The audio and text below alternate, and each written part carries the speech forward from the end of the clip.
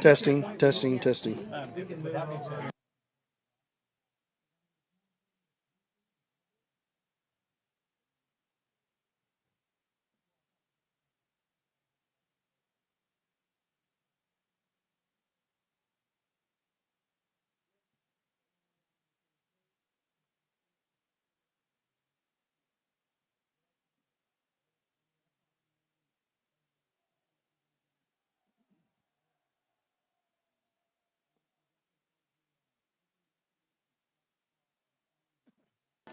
Welcome, everybody, to tonight's home opener between the St. Paul Indians and Oswego Indians here at Miles Field in St. Paul, Kansas on 9/11/2021. St. Paul comes in 0-1 with a tough loss at Sedan on the long road trip last Friday night. Oswego comes in 1-0 with a forfeit by Chitopa between Chitopa had injury problems and couldn't make the game, so Oswego starts out 1-0. So, in essence, this is Oswego's first game of the year, and the Indians' second.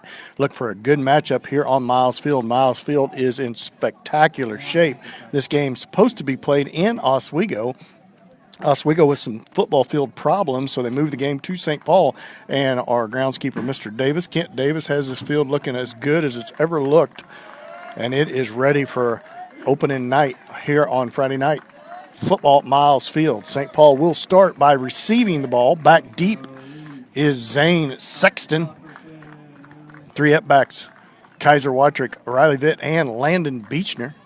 Front line, Vincent Smith, Matthew Lestico, Austin O'Hara, and Peyton Norris. Set to kick off for the Oswego Indians, Jake Hutcherson, a junior for the Indians, Oswego Indians. 12 minutes on the clock, and we're set to get underway here at Miles Field in St. Paul. Look for a good matchup between the St. Paul Indians and Oswego Indians. Number 6.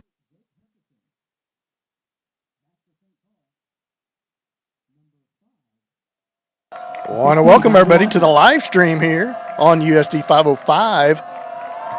Short kick going to be taken by the up-back Vitt.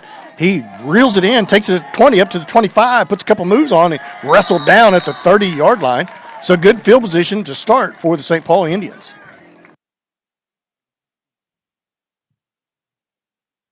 Trey Peters in from Coach Watrick and the sideline to get the Indians underway. Indians able to move the ball last week in the red zone several times against Sedan, just unable to punch it on in with a few mistakes when they got down into the red zone. Up to the line of scrimmage in the I formation.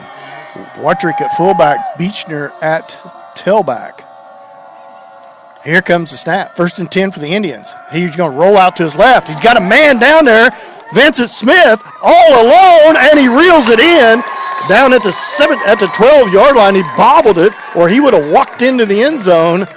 But either way, great opening play-action pass By number 4, from Trey Peters to Vincent Smith. Trey Peters. Vincent Smith was going to be sick to his stomach if he would have dropped that. He bobbled it a couple times. First down. And Peters did a good job rolling to his left. Smith was 20 yards beyond, maybe 10 yards beyond everybody. 1st and 10 at the 13-yard line for the Indians. Already in great field position for the Indians into the red zone against Oswego. Peters with the basket, going to try it off the right side. He's going to have positive yards. 2-3-yard gain down to the 10-yard line for the Indians. Tackle by number 7, Jesse Bloomer.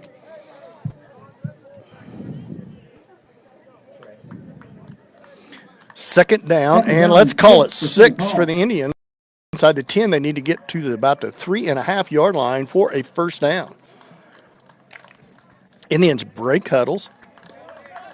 I formation. Watrick at fullback. Beechner at tailback. Peters up under center. Cooper Newberry is handling the center. It's the option off the left side, and Peters going to be dropped for a big loss. Clear back at the 15-yard line. Tackle in the backfield. Just a little too slow developing as Peters tried to get around the left side. It's going to be 3rd down and call it 11. 3rd down and 11. Ball back at the 14-yard line. Peters at the sideline. Coach Watrick gathering up the play. Just underway here in the first period. Indians with a great first play action pass. to get down to the 12-yard line, and now it's 3rd down and 11 from the 14. 2 receivers wide to the right. That's Vincent Smith and Landon Beechner. Single back is Wattrick. Peters is going to keep it, run the option. Wattrick has it, got a little running room, puts the move on and into the end zone. Touchdown, Indians. St. Paul Indians with a 14-yard scamper by Wattrick. And that is Kaiser Wattrick running it in for a touchdown. 6 points St. Paul with 9:22 left to go in the first So quarter. good 3rd and 11 play for the Indians and a nice opening drive here at Miles Field for the St. Paul Indians. They get the ball on the right hash for the 2-point conversion. Need to punch this in here. Try to get out to an 8-0 lead. Single in the pistol is Peters. 2 to the left. In the slot is Beechner and Vincent Smith. Here's a snap. Peters rolls to the left. Lobs it up. Smith wide open. Extra point is good. 9:22 left to go in the first. Indians up 8-0 to start this ball game out. We'll be back in just a second. And Oswego will have their first possession of the game.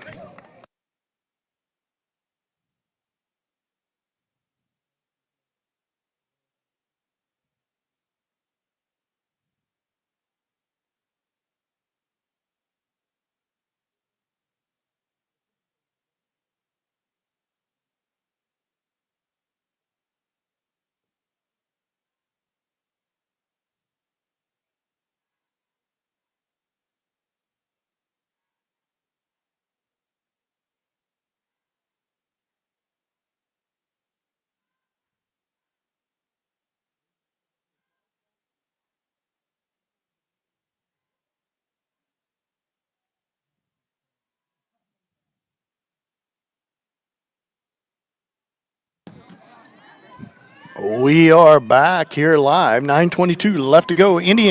Paul Indians out to a 8-0 lead with a great first drive here at Miles Field in their home opener for St. Paul. Peyton Norris has the ball teed up for St. Paul. Back deep is Goddard and number 10 lands. Norris puts the ball in play. Good kick. Headed towards the right corner. Does it go out of bounds across the pylon? I believe it is going to be a touch. No, he's going to flow a flag. I don't know how he could tell where it went out of bounds, because if that traveled over the pylon, he's going to call it. It's going to be out of bounds. So Oswego is going to have the option to back the Indians up 5 yards or take the football at the 35-yard line, I believe. See what Oswego elects to do here as the white hat comes to discuss it with the Oswego coach. I think the crew has to get together first, decide where Oswego will get the ball, give them what option they want to do.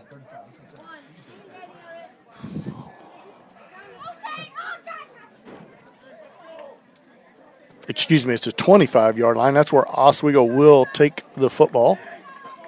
They're going to elect to take the ball. 1st and 10 from their own 25. It's a 15 if it goes into the end zone.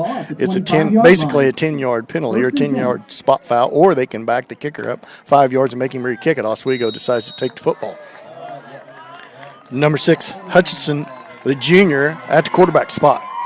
One running back set to his left. Now motion from left to right. Quarterback keeps it. Has some running room up the middle. Tripped up, but not till a 10-yard gain brought down by Zach Kirkpatrick. Zach, just a sophomore, but it's a 1st and 10 for Oswego. Good first down play for Oswego. 1st and 10 for Oswego. Ball spotted at their own 35-yard line. Hutchison in the pistol. He awaits the snap. Motion from right to left. It's going to be an end round, wide open. He's got some running room, just one man to beat, and that's going to be a touchdown for Oswego as Landis on the little crossbuck action, and Oswego gets on the board and answers St. Paul's touchdown. Going all the way for a touchdown for Oswego, bringing the score. That's going to bring the score St. Paul 8, Oswego 6.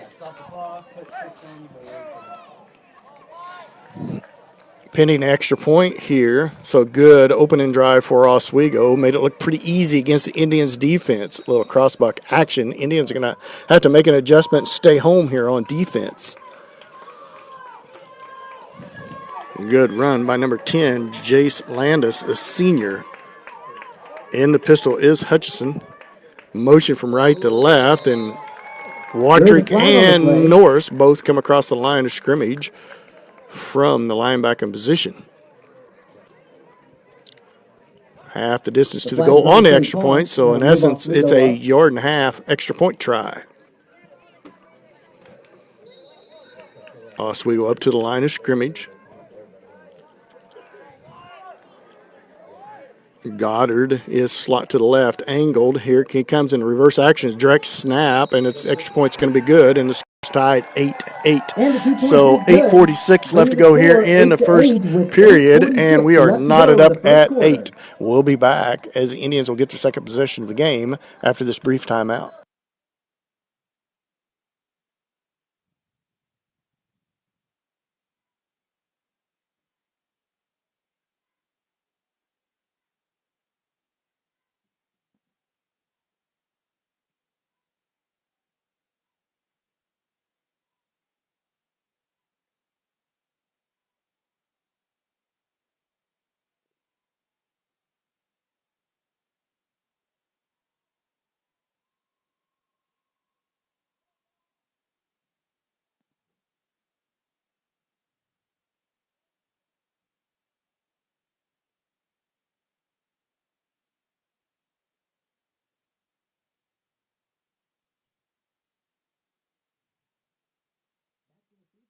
Number 5, Zane. Well, welcome back to Miles Field here.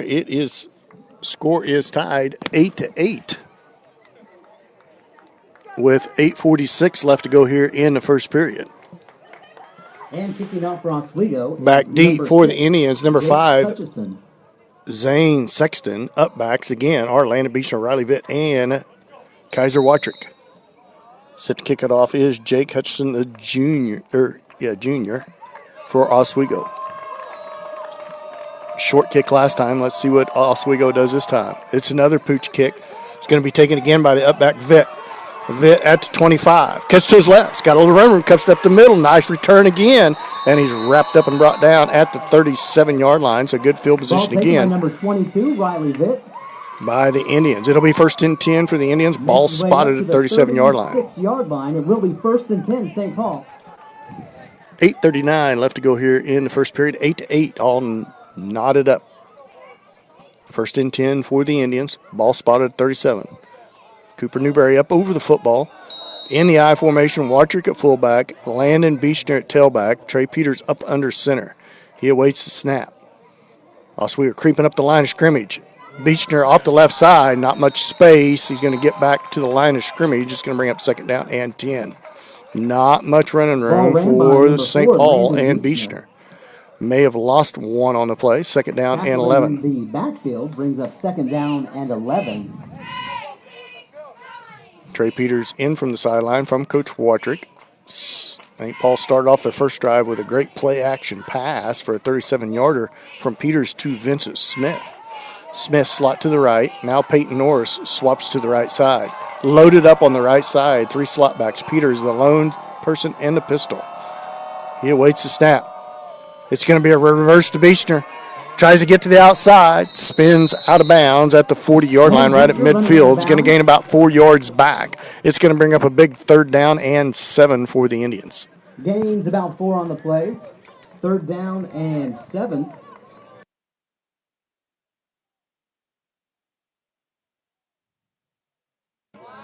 Peters in from the sideline from Coach Watrick on this big 3rd down and 7 play. 7:54 left to go in the first. Score 8-8.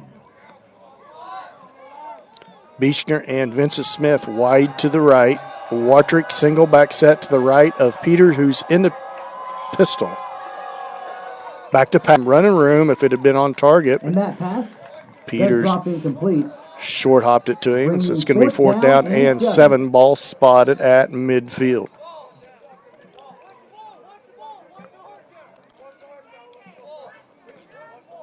Peters in from the sideline.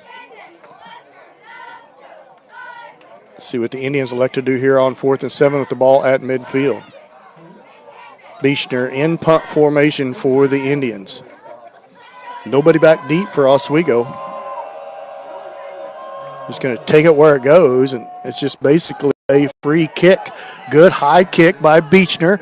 Bounces towards the end zone. He's going to make it to the end zone as Watrick hustles down there and tries to swat it out of the end zone at the 1, but it rolls in the end zone for a touchback, so it's going to be 1st and 10 for Oswego from the 15. With 6:55 left to go.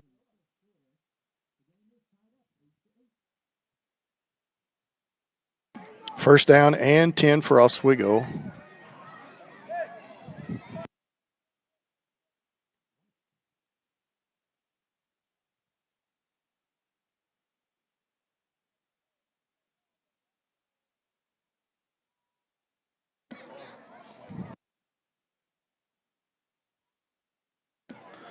First and 10 for Oswego from their own 20-yard line.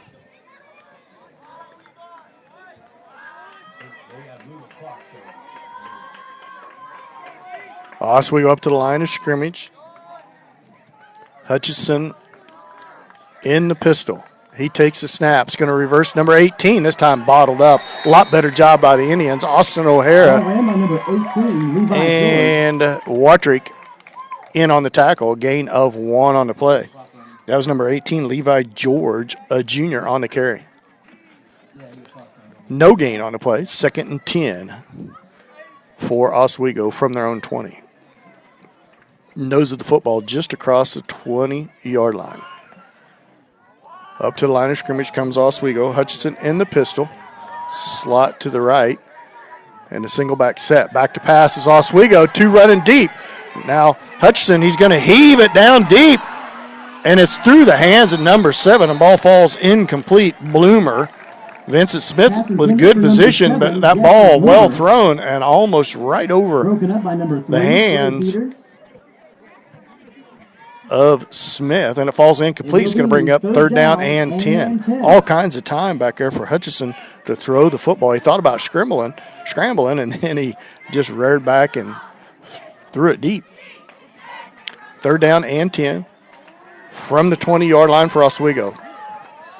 Big 3rd down play for the St. Paul Indians defense here. Here's a snap. It's going to be a double reverse to number 18. Beechner out there. Can he make the tackle? And he does. Wraps him up, throws him down short of the 1st down. Let's see what Oswego elects to do. It's going to be 4th down and 3 or 4 yards for Oswego. Down and 4. Ball spotted at the 25.5-yard line. 4th down and 5. In from Hutchison for Oswego. 5:32 left to go in the first. Oswego. Hutchison up under center. See if I actually do go for it here. In motion from left to right. Now the hard count, and now it's going to be a timeout by Oswego. With that, we'll go ahead and take a timeout. By Oswego.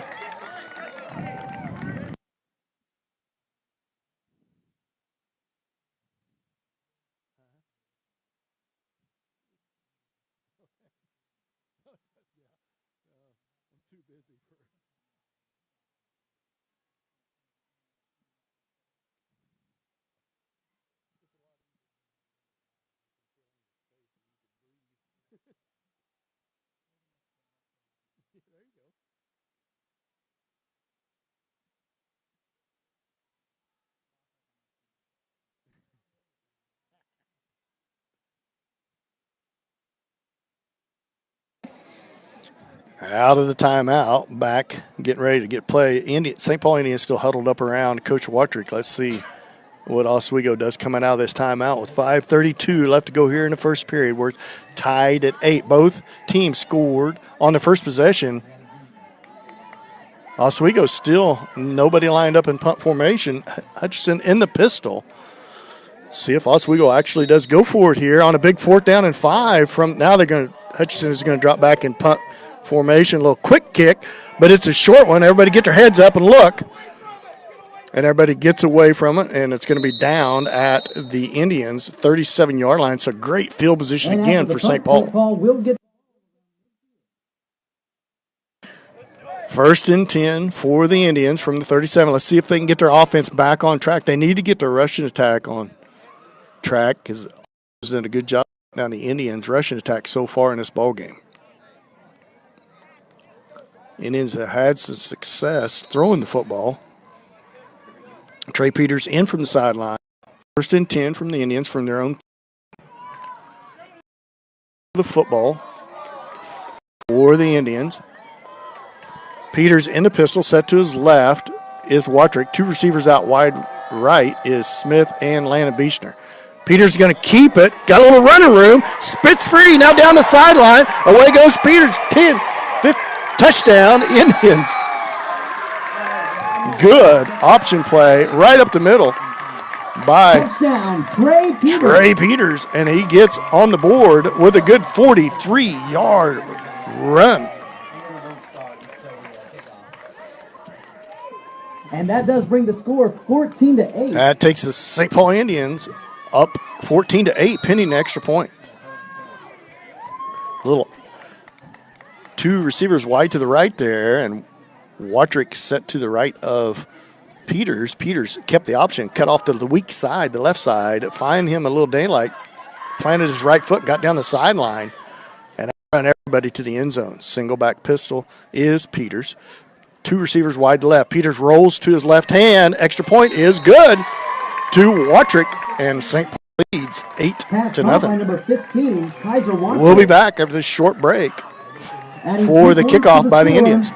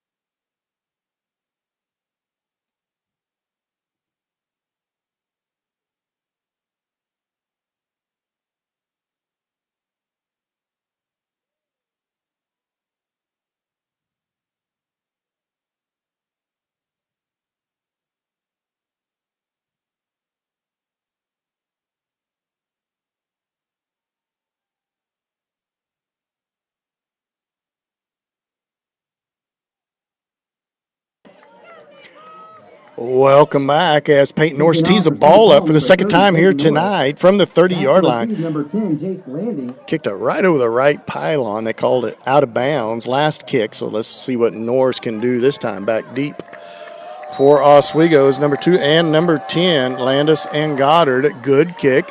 Going to be taken on the fly at the 2-yard line. They faked the reverse. Ball dropped for a second. Now Landis down the left side, going to be knocked out of bounds. Good shoestring tackle by Norris down there, knocking him out of bounds at the Oswego, looks like about the 18-yard line. First and 10 for Oswego. From their own 18-yard line. Good defense by the Indians. Last possession. Let's see if they can keep up the momentum here. Play with a little excitement. Hutchison in the pistol for Oswego. Motion from right to left. He's going to keep it up the middle. Trey Peters and Vincent Smith combined on the tackle. A lot of movement in that Oswego offense has really got the Indians on their heels early on here. It's going to have to match up with responsibilities on who has the quarterback, who has that reverse back. They put a man to the slot to the right or left, and they put him in motion about every time and run the option out of that. Second down and call it 4. Ball now spotted at the 25. Oswego, Hutchison waiting for the snap. Takes it off the right side. Just simple keeper. And this time O'Hara bottles him up. He was hit first by Zach Kirkpatrick. Slow down. And O'Hara come in and help. No gain on the play. It's going to bring up a big third down and 4 from the 25. Third down and 3. I call it third down and 4. 4:22 left to go in the first. St. Paul up 16-8. Get up the line of scrimmage here as Hutchison waits for the pistol. One man slot to the right, one set to his left. He's going to run the option. He's going to keep it up the middle. A lot of running room, and there he goes. Nobody's going to catch him, and it's going to be a touchdown for Hutchison off that option. Jake Hutchison. Touchdown, Oswego. On a big third down and 4, and there's that matchup responsibility there. Somebody should have had that quarterback. He went right up the middle, no middle linebacker there, and it was a wide open spot. Coach Watrick pointing at himself. I think maybe he sent a monster up through there to the gap, and that left that middle wide open. 16-14. Indians up by 2. St. Paul Indians up by 2, pinning extra point. So it's been back and forth here in the first period. Hutchison awaits the snap. Set to his left is number 10, Landis. To his right in the slot is Goddard. Here's the snap. It's going to be bound, so St. Paul offense will try to stay on track here and keep momentum in this ball game as we are tied up 16-16. 4:01 left to go in the first. We'll be back after this short break.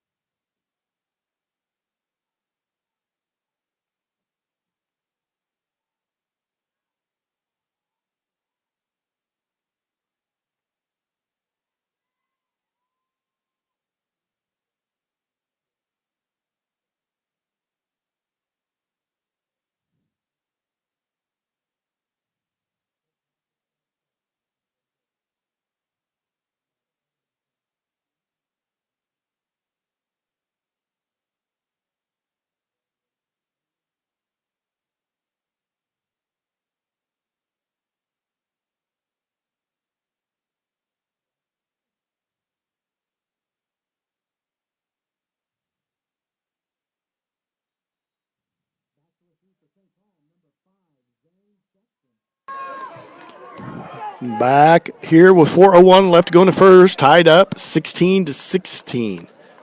Same set for the Indians. Back deep is Zane Sexton. Up backs are Beechner, Vitt, and Watrick. Goddard tees the ball up for Oswego. Want to watch for the short kick here. Be ready for an onside. 4:01 left to go in the first period. Tied up at 16. Quick kick. And it's going to be off to the right side. Up the middle. Vitt again. Good cut by Vitt. Puts the juke move on. Tries to get to the outside. Turns on the gas. 20, 15, 10, 5. Touchdown.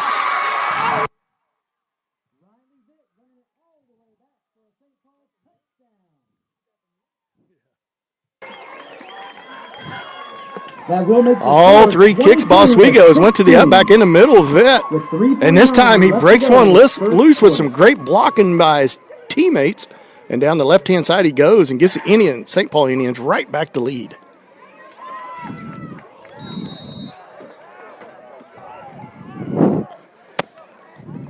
Pending extra point here. Trey Peters in from the sideline. It is back and forth.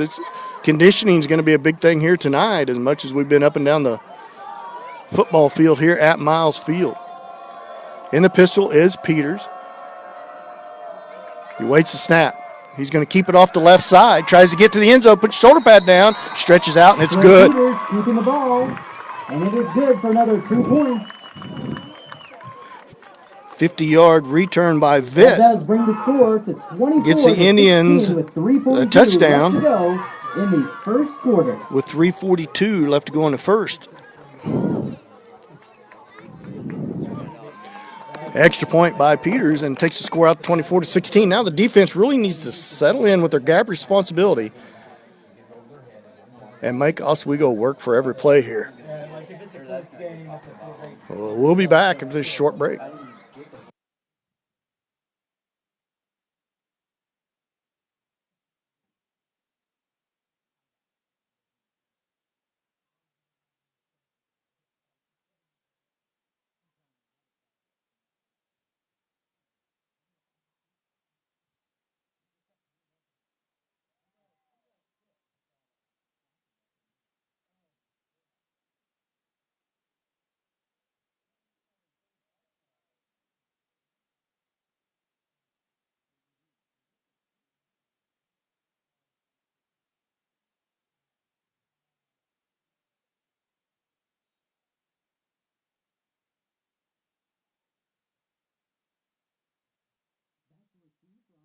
Number 10, Jace Landis, and number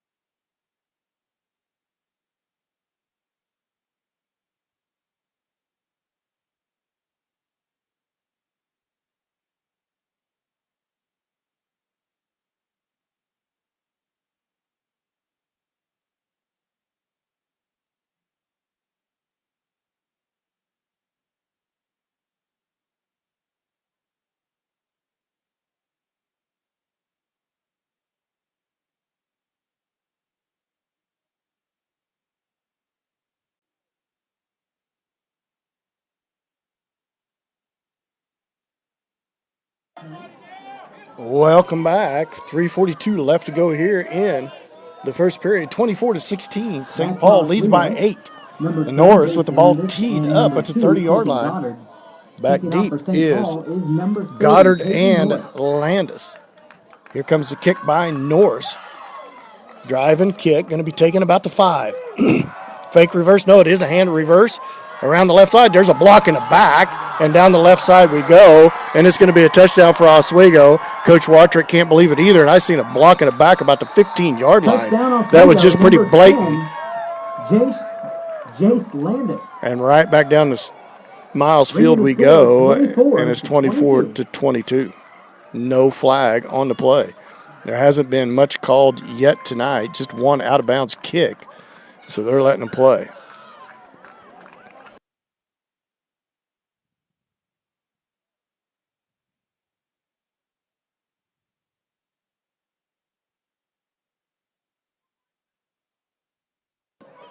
Now, he's going to fake the handoff. He's going to roll around under pressure and sack. Extra point's no good. Watrick in there. Number 6. So the extra point is no good. So 2 returns, one by Vitt and one by Landis for Oswego. And it is a good game here. St. Paul 24 and Oswego 22.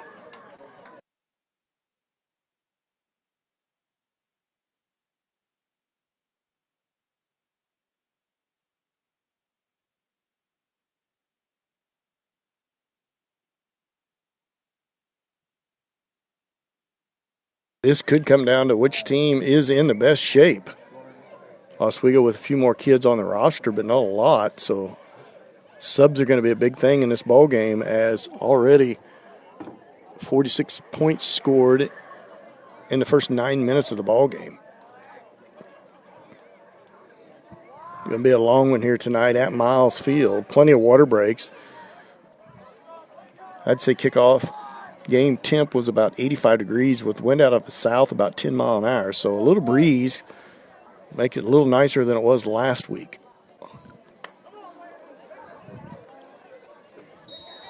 Back deep again. Zane Sexton. This time he creeps up about the 15-yard line.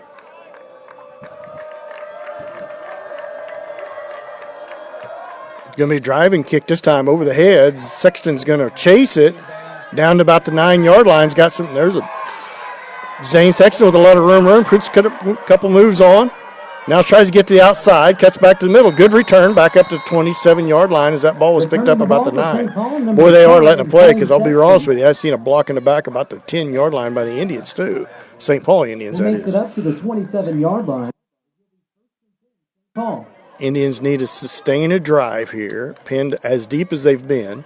Decent field position, though, at the 27-yard line, their own 27. One punt in the ball game by St. Paul early on in that first quarter. 3:19 left to go in the first. 24-22. St. Paul's up by 2. Newberry up over the football, and the pistol is Peters. One slot. Watrick to the left. Landon Beechner next to Peters. Peters going to keep the football, tries to find some room right up the middle, drives his legs, good return. And he's going to gain about a 4 or 5 on the play. Let's call it down and 6. Ball across the 30 to the 32-yard line. It's called second down and 5. Good 5-yard gain by Peters.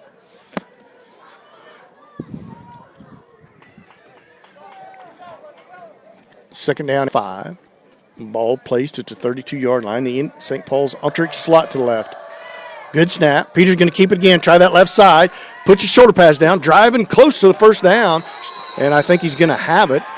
And good second down run, back-to-back runs by Peters, following that good lead blocking by his teammates.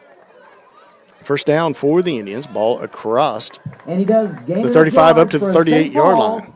First down.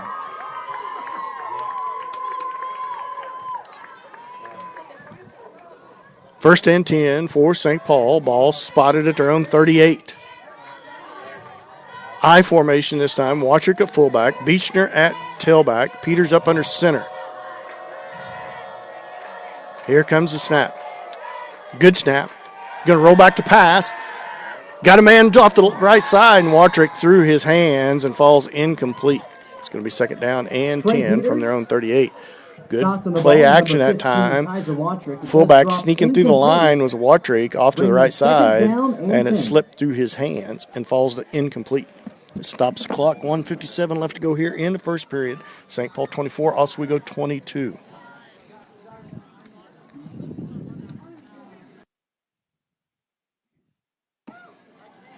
Peters in from the sideline from Coach, getting a play from Coach Watrick. Second down and 10 from the 38. One receiver to the right is Vincent Smith. One to the left is Landon Beechner. Now Watrick, slot to the right.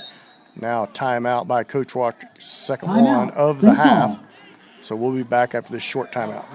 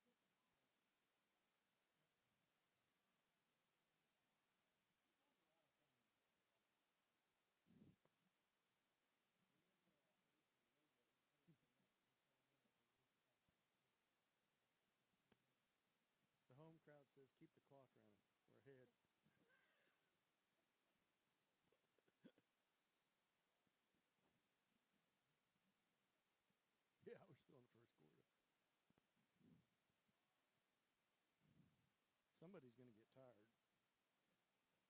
We'll slow down. 10 for St. Paul. Second down and 10 out of the timeout by Coach Watrick from the Indians' own 38-yard line. Two receivers wide to the right, Smith and Beechner. Slot to the right is Watrick. In the pistol is Trey Peters. He waits his snap, standing at his own 34-yard line. It's a good snap. He's going to roll to his right. Throws back to his left to Norris, who's complete. Going to be good for first down. Good to that weak side tight end. Caught by number 30, Peyton Norris. As Norris takes, as Trey Peters takes a shot. It is enough for a St. Paul first down. First down for the Indians. 18-yard completion to Norris.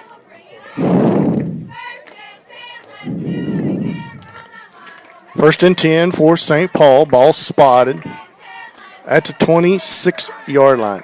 Peters in the pistol. Landon Beechner to his right. Slot to the right is Watrick. First and 10 for the Indians. Going to hand it to Beechner. Make one cut. Up the middle it goes. Beechner, touchdown. Landon Beechner taking it all the way to the end zone. Once Beechner broke that line of scrimmage, there wasn't nobody going to catch him. And it was a 26-yard scamper by Landon. Going to rack up the yards tonight. Each team's offense. Pinning an extra point here. Trey Peters comes in from the sideline from Coach Watrick. Indians extend their lead 30-22 with 1:17 left to go in the first period. In the pistol is Peters. Three receiver bunch set to the left. Peters going to reverse to Beechner, and he walks into the end zone. Extra point is good. And that is Landon Beechner running it in. St. Paul extends their lead 32-22 against Oswego. We'll be back after this short timeout.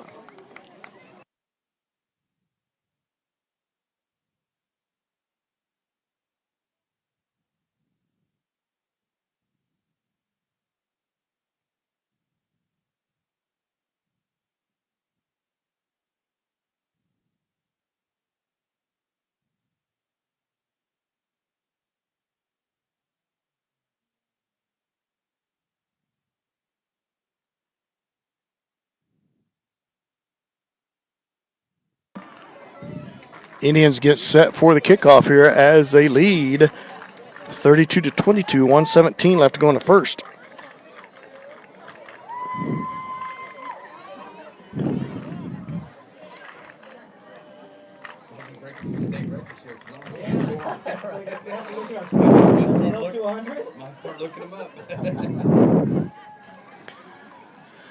A lot of extra time here in between touchdowns and timeouts, making sure everybody's hydrated early on in the season here. But up here in the booth, I'll tell you right now, from the kickoff to right now, it's already cooled off immensely in here, so it's a lot nicer night than last Friday night at Sedan, where it was hot and humid, not a breath of air, with a lot of storms brewing around the area. I know St. Paul lucky to get that game in with no lightning delays. I know a lot of teams was out pretty late that night trying to get ball games in and actually had to make some of them up the next day. It was hot and muggy. It is pretty muggy tonight, but like I said, there is a nice south wind. Norris set to kick it off. This time squib kick down the middle, but it's still going to be taken about the 10-yard line. He hands it on to reverse to Goddard, and this time bottled up. Good job by the Indians. Brought down by Trey Peters. I believe maybe. Colton Goddard. Not sure who else was in on it. He was tackled by number 3, Trey Peters. 1st and 10 for Oswego from their own 24-yard line. 1st and 10 Oswego from the 24-yard line. Come on, boys. Let's do a little better job with gap responsibility. Somebody keep their eye on that quarterback. Got Zachary Kirkpatrick at nose guard.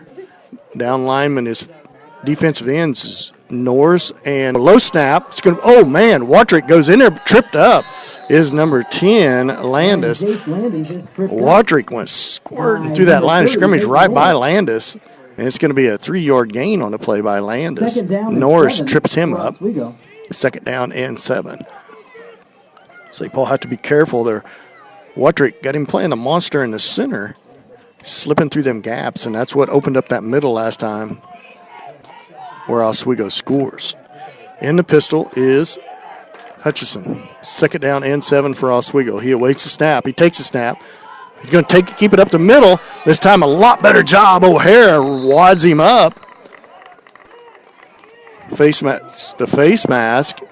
It's going to be short. I believe it's going to be a loss on the play. That was number 6. It is. Hutchison running the it's going to bring up 3rd down and 8 for Oswego.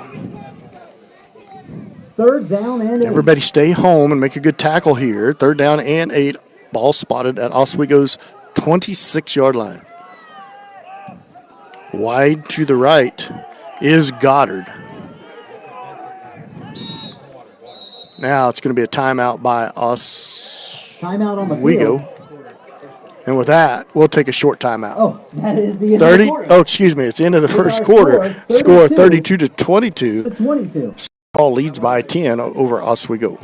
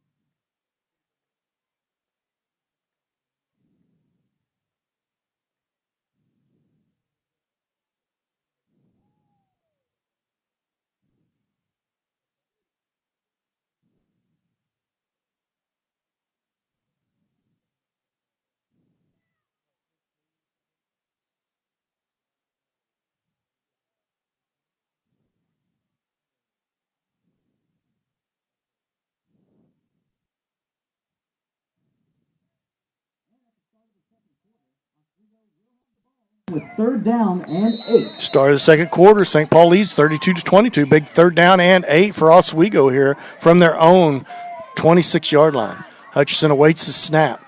He takes it. He's going to keep it around the left side. Cuts back towards the middle. That's not Hutchison, though. That's number 10, Landis. And it's going to bring up 4th down and 4 for Oswego. Ball across the 30 to the 31. Let's see what Oswego elects to do. It will bring up 4th down and 4. 4th and 4. Ball spotted at 30.5-yard line. Oswego needs to get to the 34. 3.5 yards is what they need. Let's see what they elect to do here on 4th and 4. They're creeping up the line of scrimmage like they're going for it. Hutchinson now motion. They are going to go for it. Hutchinson going to keep it, and he's going to have the first down. Right up the middle he goes, and it's going to be 1st and 10 for Oswego as they cross the 35 up to the 36-yard line. Needed 3.5, got 5. 1st and 10 for Oswego. They did gain enough yards for a first down. From the 36-yard line, their own 36-yard line. 11:16 left to go in the second. 32-22, St. Paul leads. Hutchinson in the pistol, now motion. Quick handoff to Landis. Need to wrap up there around the right side. Number 10, Who had him? Mason Winter had him, and he spun away from him. He's going to scratch out about 4 yards on that play. It's going to bring up 2nd down and call it 7. 2nd down. Ball spotted just short of midfield at Oswego's own 39. I can't brag enough how good Miles Field looks with this Bermuda sod field. Hutchinson fakes it, rolls to his right, throwing it deep. He's got a man down there, and it's reeled in and caught. Clear down to the 17-yard line. Good play action pass. Was caught by number 7, Jesse Bloomer. Hutchinson to Bloomer on the play action. 1st and 10, Oswego. Vincent Smith on the cover. He shoves him out of bounds at the 17-yard line. 1st and 10 for Oswego at the Indians 17. 10:08 left to go here in the second period. 32-22, St. Paul leads. In the pistol is Hutchinson, awaits the snap. It's up the middle he goes, and he's stacked up there. Looks like he lost the ball for a second, or I just lost the ball. It's going to be a gain of 3. 2nd down and 7 for Oswego. The ball inside the 15. 2nd down and 7 for Oswego. Good ball game here so far. Up and down the field we have went. Norris wraps him up. Good defense that time. As Norris wraps him up for a short gain, it's going to bring up 3rd down and long for Oswego. Ball ran by number 18. About 3rd down and 6. A gain of 1 by George. Taken down by number 30, Peyton Norris. They stacked 2 people in the pistol, Hutchinson and Landis, and you never know who the ball's going to go to until it's snapped. 3rd down and 7 from the Indians 15. Oswego has the ball. Here comes the snap. Back to pass. Rolling to his left, Landis. Got a man out there. Caught. And he's going to be down out of bounds at the 1-yard line off the play action. Number 2, Colton Goddard. It's going to be 1st and goal. Pass complete from Landis to Goddard at the 1. It's going to be 1st and goal for Oswego at the 1-yard line. At about the 1-yard line. With 8:55 left to go in the first, 32-22. But Oswego threatening here at the Indians 1. Hutchinson in the pistol. Landis foot to foot right next to him. Direct snap right up the middle. Touchdown Oswego.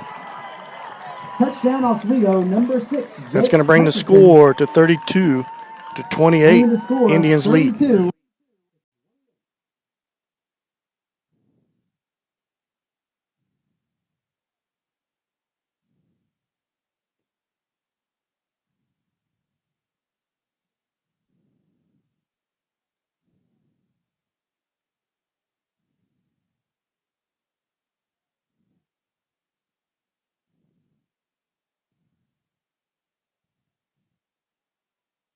Oswego lines up for the extra point. Landis is going to scamper around the right side in for the extra point. So it remains a 2-point ball game, 32-30. St. Paul up by 2. 8:51 left to go here in the second period. The Indians cling to a 2-point lead. St. Paul Indians.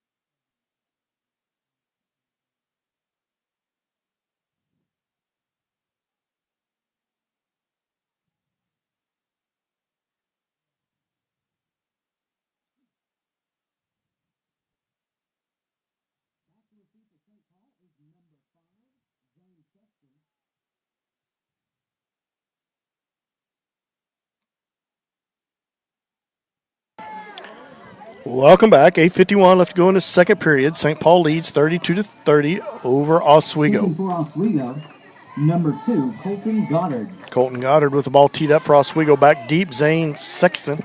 Up backs Beechner, Vitt, and Watrick. See what Oswego elects to do this time. As Goddard gets set for the kick. Ball teed up at the 30. Pooch kick. Sexton. Good return by Sexton. Up across the 35 to the 37-yard line. Zane Sexton running the ball to midfield. First and 10 for the Indians from their own 37-yard line. From the 37-yard Indians, line. St. Paul Indians lead 32-30.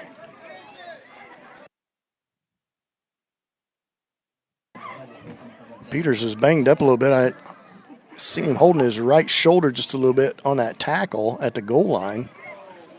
But he's at the sideline with Coach Watrick to get to play, and it looks to be fine. Must have had a little bit of stinger. First and 10 for St. Paul. Ball spotted at their own 37.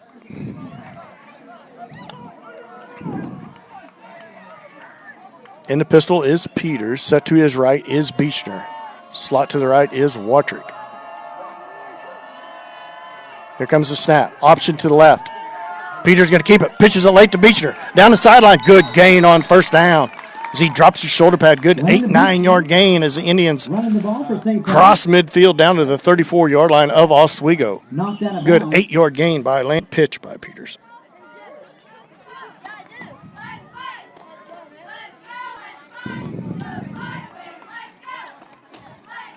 Second down and call it a long one. Ball spotted at the 30. Put up the line of scrimmage comes Oswego. He's going to roll to his left. It's Peters. Throws it deep. He's got a man out there. Vincent Smith.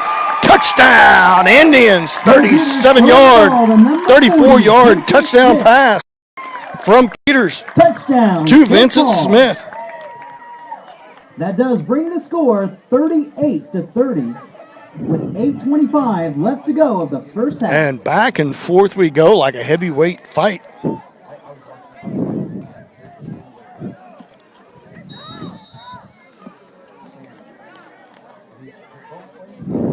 $8:25 left to go in a second. 38-30. Good play action pass. Call on second and short by Coach Watrick. Peters in the pistol. 2 bunch receivers in the slot to his left. He's going to roll to his left. He's going to jump. Little shot put. And it's incomplete to Smith. He must have caught it, but he was out of bounds, so it falls incomplete. Extra point is no good. So the first hiccup of the game by St. Paul offensively, where they miss an extra point, and they cling to an 8-point lead, 38-30, with 8:25 left to go in the second. We'll be back after this short break.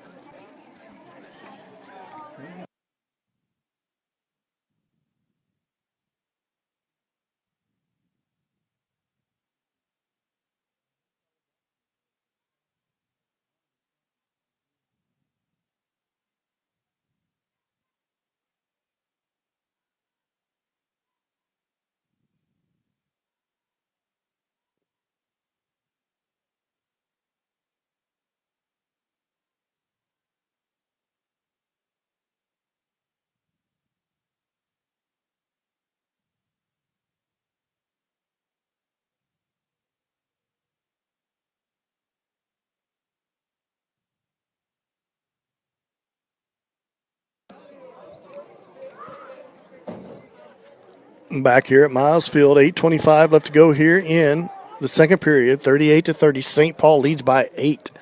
It has been a track meet here at Miles Field. For Oswego is number 10, Jace Landis, and number 2, Colton Goddard. Norris kicking off for St. Paul has the ball teed up. To the left of Norris is Vitt, Peters, and Beechner. To the right is Matthew Lestico, Austin O'Hara, Kaiser Watrick.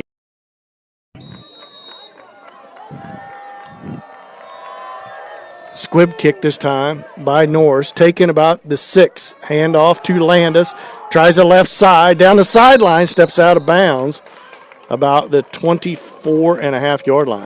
Ball was taken by number 10, Jace Landis, who makes it to the 25-yard line. Landis, a senior for the Indians of Oswego. It's going to be first and 10 for Oswego from their own 25 yard line, just shy of their own. 18 down after a short gain, a gain of about Levi 4. George, Well, call it a gain of tackled 5. by It's going to be number second down 15, and 5. Kaiser Watrick. Second down and 5 for Oswego from their own 30. A lot of movement by this Oswego offense. A lot of motion.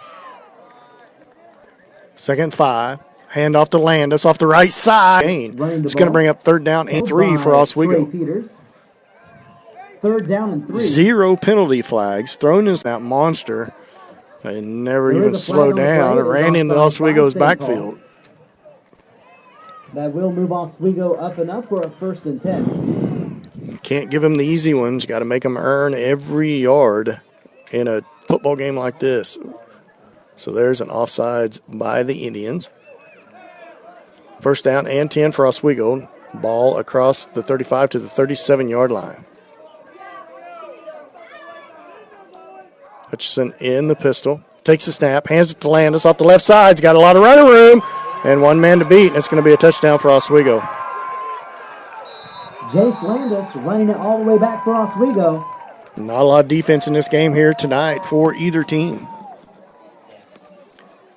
38 to 36. 7:07 left to go here in the second period. With 7:07 left to go. We may be here tomorrow morning.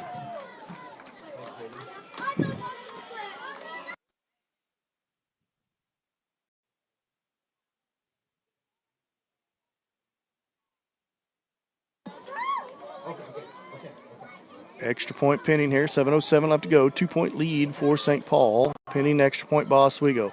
Motion from right to left. And there's a penalty flag. There's a flag on the play. And it's going to be an illegal procedure on Oswego, I believe.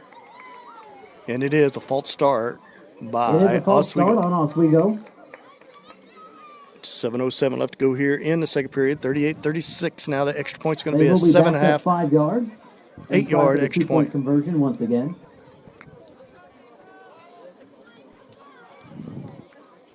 Ball spotted at the 7.5.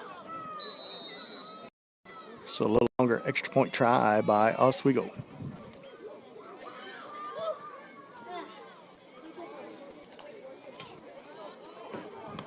Up to the line of scrimmage comes Oswego. Same set they've been running all tonight. Ball's loose on the ground. Landis finally picks it up. Shoestring tackle down by Watrick. Extra point is no good, so the St. Paul Indians cling to a 2-point lead, made by number 38 to 15, 36. Watrick, keeping the score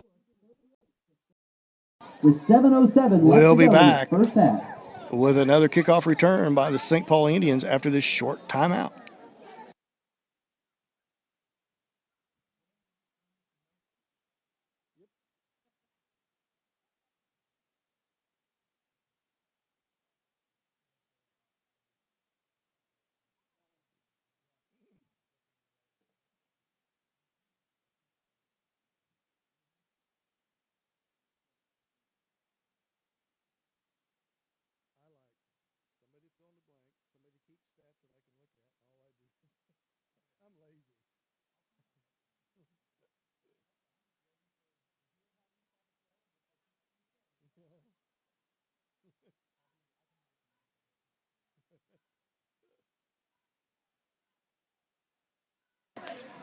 .707 left to go in the second period. 38-36. St. Paul leads by 2. It's been a lot of offense here tonight. We're liable to break some state records here tonight. Still 7 minutes left to go in the second period, and the score is 38-36. St. Paul leads.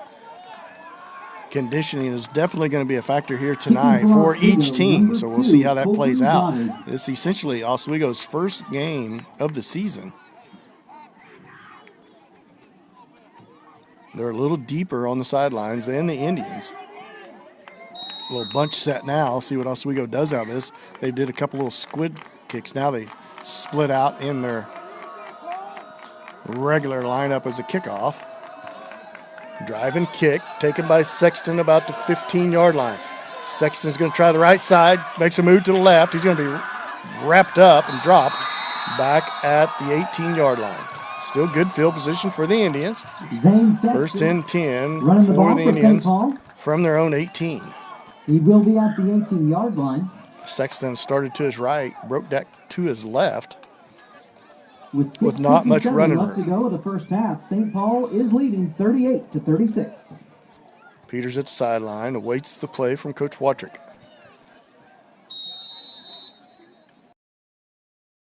And 10 from the Indians from their own 19-yard line.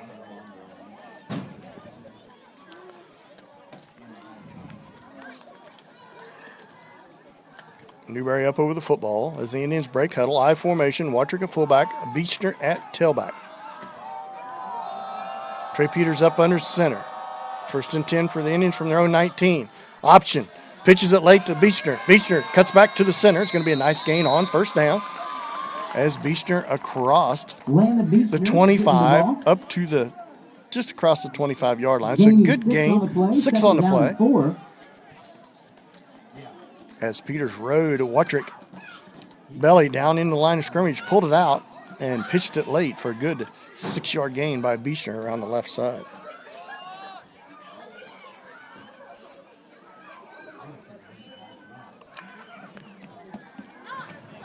Second down and 5 for the Indians. Slot to the right is Smith. Slot to the left is Watrick. Peters is going to keep it around the left side. Tries to wait for some running room. Good hard run by Trey Peters. He's going to have enough for a 1st down. It's going to be 1st and 10 for the Indians up to the 30-yard line. Let's see if the Indian can sustain a good drive here. Burn some of this clock up. Slow this game down just a little bit. Doesn't look like it is enough for St. Paul. 1st down. 1st and 10 for the Indians at their own 30-yard line. Started at their own 18. Peters from the sideline from Coach Watrick. Up to the line of scrimmage comes Cooper Newberry. 2 receivers wide to the right is Beechner and Smith. In the pistol, up under center is Trey Peters. Set straight behind him is Watrick. Here comes the snap. Option to the left. Watrick tries to cut back, nowhere to go. Peters should have planted his foot, cut that upfield. Oswego did a good job of stringing that out that time, a loss of 6.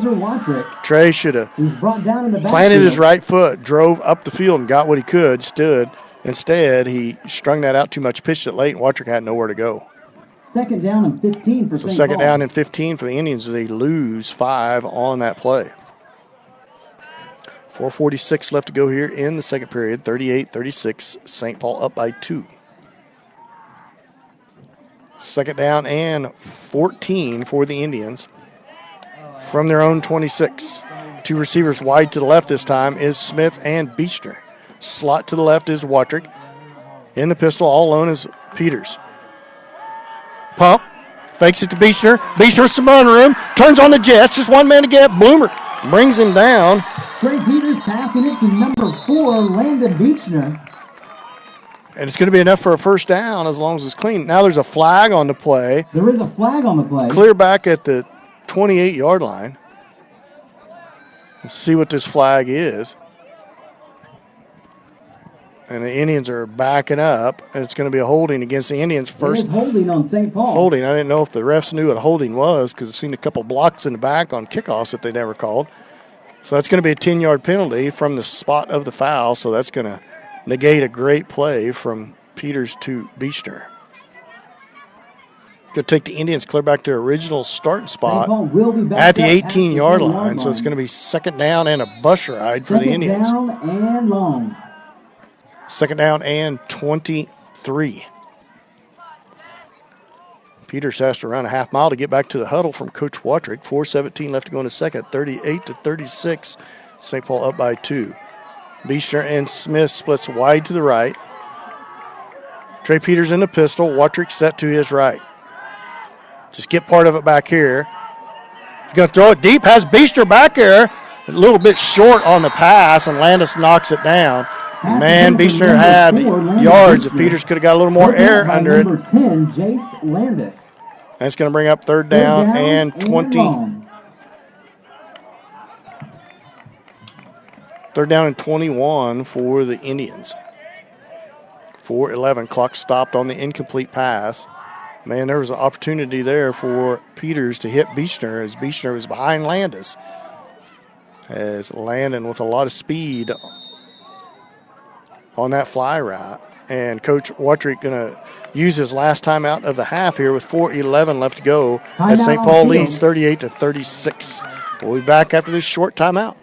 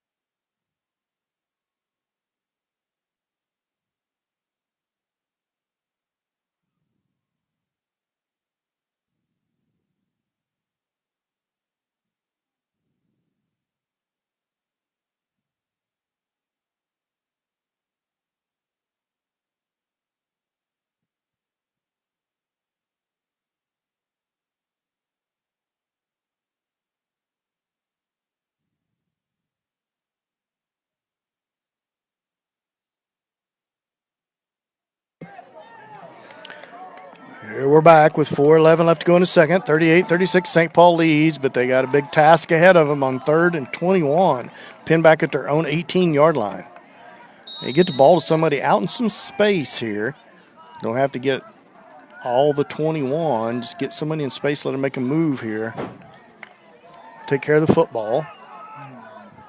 Beechner's going to split wide to the left. Peters up under center. Wattrick set, single back set behind him. Here comes the snap. Going to be a reverse to Beechner. Beechner tries to get around. He's a halfback pass. Has Norris caught. And it's going to be a touchdown on the halfback reverse pass. Touchdown. From Beechner to Norris. And somehow Landon Beechner got that pass off with somebody dragging on his left shoulder pad. The Indians needed 21, and they got a lot more than that as they got an Indian touchdown. 44-36. Great play dialed up by Coach Wattrick. Had to go deep into the playbook.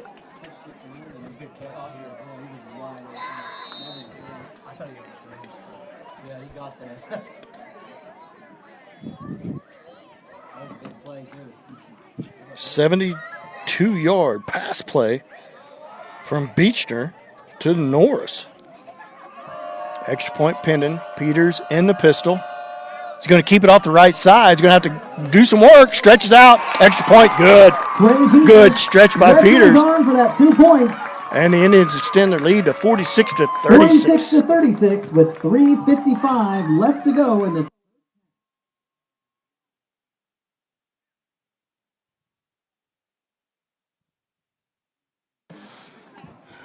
I'm keeping stats here tonight, but there's no way I'm going to be able to add all these up and keep it straight. So I don't know. I'm just killing time by writing stuff on the paper. 3:55 left to go here in the second period. 46-36. St. Paul up by 10. Let's see if Indians can get a stop here on defense. What a play dialed up by Coach Wattrick out of that last time out he used. Looked like Beechner was going to be stopped short of gaining much yardage. Somehow stayed behind the line of scrimmage and he did it the last second. Norris was standing way back behind everybody. Came from that weak side on the left side, same side that Beechner started on, as Peters faked it to Wattrick off the right side, then handed it to Beechner pitched it to him on a little short end around. Beechner set his feet, acted like he was going to run it, heaved it across back to the north side of the field. Norris was standing down there. It almost overthrew him, so the good tall stature of Norris caught on his fingertips and zipped right into the end zone for the Indian touchdown. See if Coach Wattrick has Norris squib kick this down the middle. Number 2, Colton Goddard, and number 10, Jace Landis. Need to kick it to the sideline about the 15-yard line. Just kind of get it over the front line and get some coverage down here. Negate any big plays. Boots it hard. It's going to go towards the out-of-bounds line. Makes it to the end zone. Touchback. Good job by Norris. Perfect kick. makes it in the end zone for the first time tonight. So It it's going to be is a first touchback and in the 10 end for zone. Oswego First on the and 10 touchback. Oswego.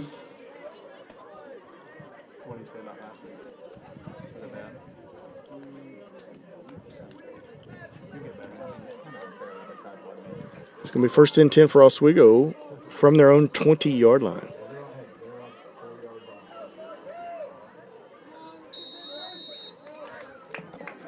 .355 left to go here in the first half.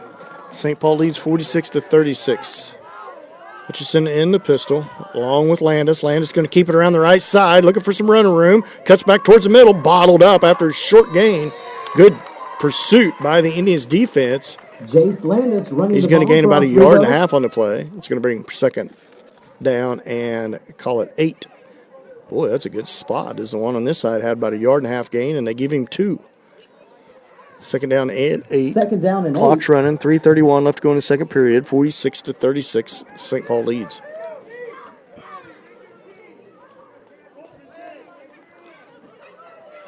Oswego up to the line of scrimmage. Second down and 8. Back at their own 22. This time Hutchinson going to keep it right up the middle. Got a lot of running room. One man to beat. And O'Hara's going to drag him down. Good hustle by Austin. Down to the 28-yard line. No flags on the play. As no containment on the right side that time. Oswego, caught by O'Hara. Good game. Ball does hit the ground. It is scooped up by Oswego. It's going to be a loss of 3. Man, a lot of opportunity Of there. 3, Nobody on the down line for the Indians able to get any penetration at all into that past that scrimmage. That ball was on the ground for 2.5, 3 seconds. Finally, Landis jumped on it for a 2-yard loss. It'll be second down and 12. That's part of the problem, is that defensive line for the Indians not getting in the backfield, messing anything up. Here comes the snap. It's going to be Hutchison's going to keep it. Now he cuts back. Got a lot of running room, brought down by Beechner, but not until he gained 9 yards. Jake Peters Hutchinson running the ball brings for it back. Oswego. 4 for Oswego. Ball now across down to the Indians 19. 1:51 clock running. So big defense here by the Indians as Oswego will get the kickoff to start the third period. Down linemen for Indians need to get in there and mess something up. Nose guard, they move Austin O'Hara up there to nose guard. Mason Winter left defensive end. Matthew Lesko right defensive end. Side by side is Hutchison and Landis. It's going to be Hutchison. Hands it to Landis off the left side. He's got a lot of running room. Squirts through. Touchdown Oswego. 51 seconds left to go in the second period. Back for a touchdown. 46-42. St. Paul up by 4. That will bring the score to 51 seconds left to go of this first half. Yeah. And it doesn't run during the 2-point conversion. 51 seconds left to go here in the second period. 46-42. St. Paul up by 4 at the moment. Landis and Hutchison in the backfield. Hutchison takes it, keeps it off to the left side himself. He's going to be knocked out of bounds short of the goal line, so the extra point is no good. 4-point lead for St. Paul, 46-42 with 51 seconds left to go here making the tackle in the first half. We'll be back after this short timeout.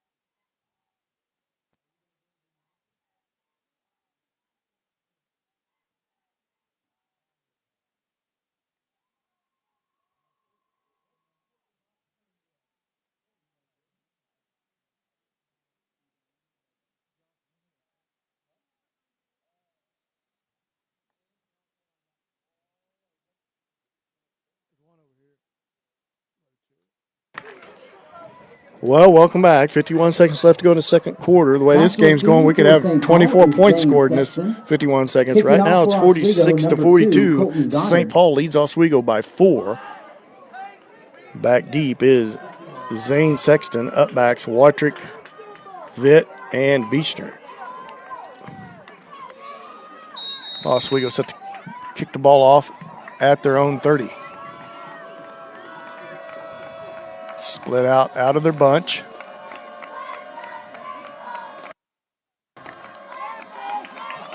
Goddard set to kick the ball off. It's going to be a short kick. Sexton takes it at the 20. He's got a little running room. Drops his shoulder pads. Going to be up to the 40-yard line. Great return by Zane Sexton. Making it all the way to mid.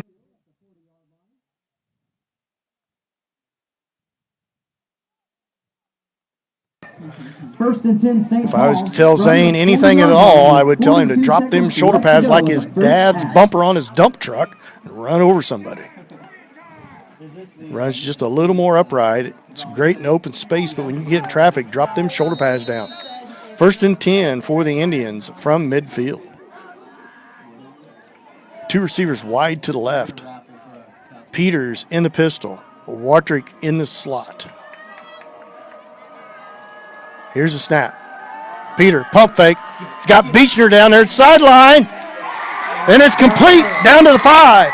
Or no, it's Smith. Indians need to get down there because as soon as they set it, it will run. No timeouts left for St. Paul. First and goal for the Indians from the 7. Indians need to hustle up here. St. Paul. Spikes the ball, stops the clock. And that was good for St. Paul. And it's going to bring up second down and goal for the Indians as Peter spikes it to stop it. No time ran off the clock because they have to set the chains. They stop it on a first down until the chains get set. So Indians got time to run it here if they want, short of the goal line, but they're going to hassle back up to the line of scrimmage, see if Coach Watrick calls 2 plays here. 35 seconds left to go in a half. This is where Coach Watrick probably wished he had a timeout left, but he's been using them periodically, trying to keep everybody fresh here on this humid night here in Miles Field, St. Paul, Kansas. Second down and goal off the first down spike. Beechner wide to the right. Trey Peters in the pistol. Set to his right is Vincent Smith. Watrick in the slot.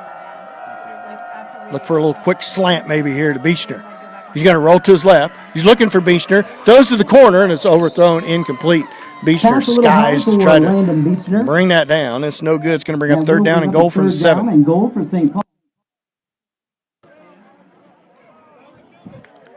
Don't necessarily have to throw it here, but probably going to for 2 plays here on third down and goal from the 7-yard line. I think it's important to keep scoring as you have the football the way the defense has been here tonight. Each team has scored at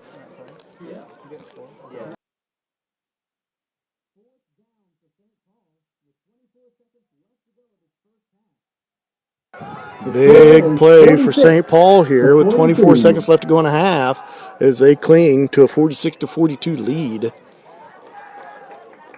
4th and goal from the 7. See what Coach Watrick dials up here on 4th down. 2 receivers wide to the right, Beechner and Smith. Slot to the right is Watrick. Maybe Norris off that weak side. Oh, he's on the left, though. Little slip screen, and Beechner drops it.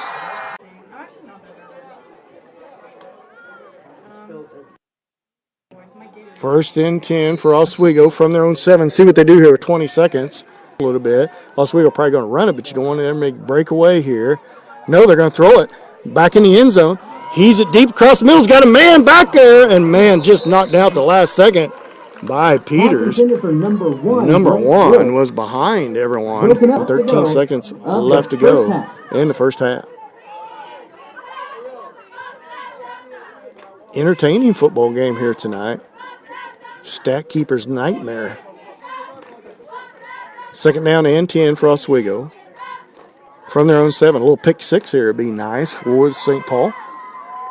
See what Oswego elects to do here on second down and 10 from their own 7. It's going to be Landis. Waiting for a block off the left side. Tackled inbounds And And the Oswego ball is is cleared going to by use number one of their 10, timeouts. Jake 10-yard Landis. gain. Nope, 8-yard gain by Landis. So it's going to bring up Timeout on the field taken by third down Oswego. and 2 for Oswego from their own 15. Timeout Oswego, so we'll be back after this short timeout.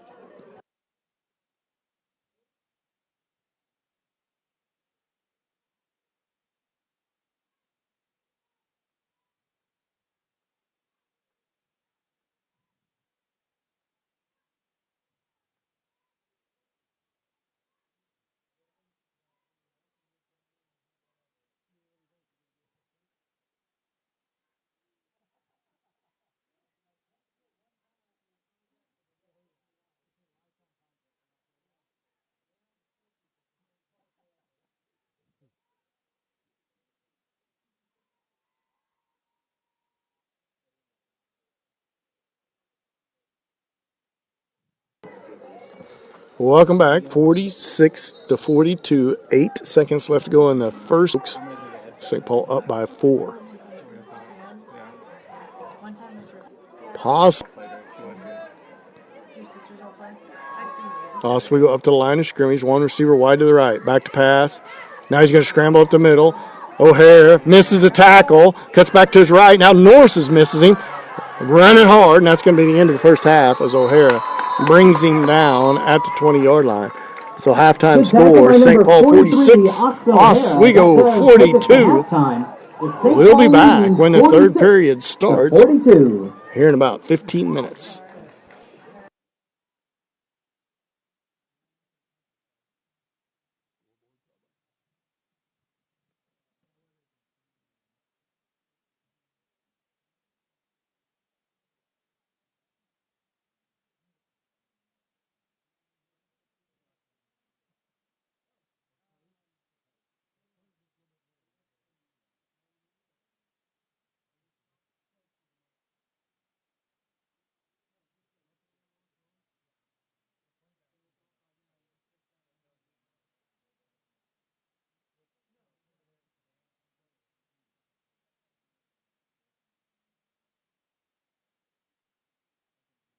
All right, ladies and gentlemen, we're going to be announcing our raffle winner for further imaging.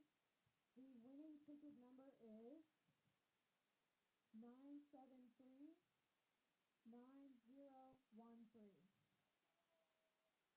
Again, the number is 973-9013. Congratulations. To pick up your prize, Chloe will meet you with your cup.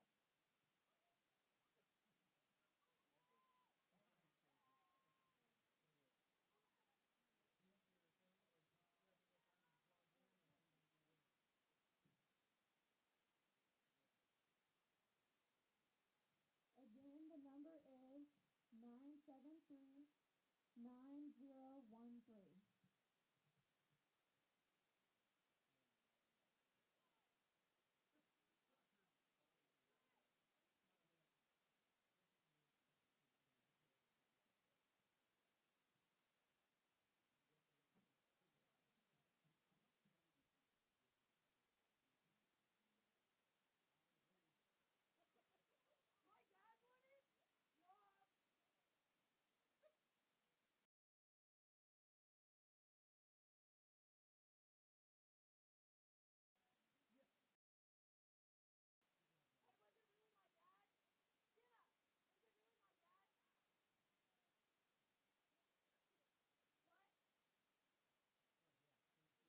Thank you to everyone who bought, and congrats, Dad.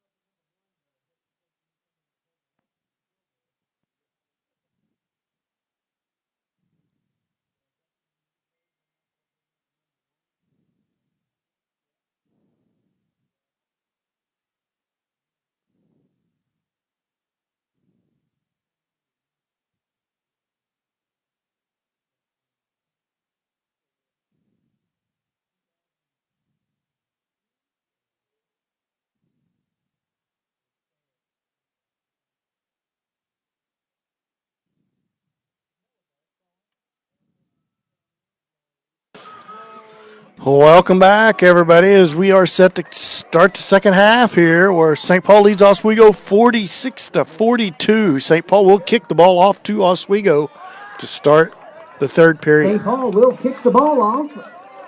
Peyton Norris with the ball's teed up at his own 30-yard line. To his left is Vitt. Peters and Beechner to his right. Lestico, Austin O'Hara, Kaiser Whitrick, Zane Sexton. Squib kick, and it's going to go out of bounds at the 25-yard line. So Oswego will have the option to take the ball where it goes out of bounds, which they will likely will do. Or back the Indians up 5 yards and have them re-kick. Let's see what Oswego elects to do here.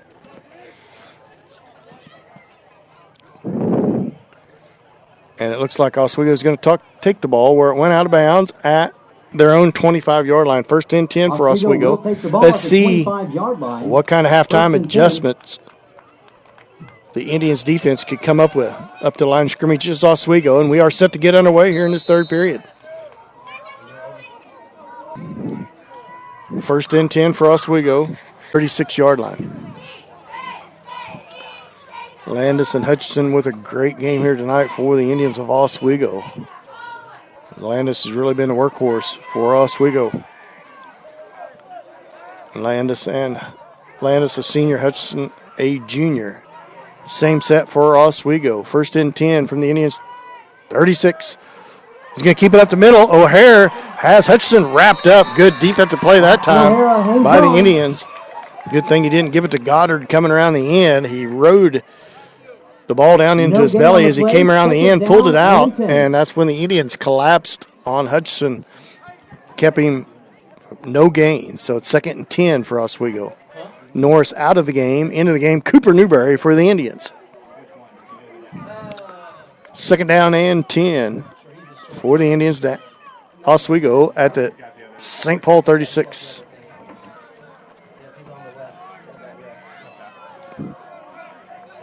Hutchinson and Landis in the backfield in the pistol. High snap, reverse, end around.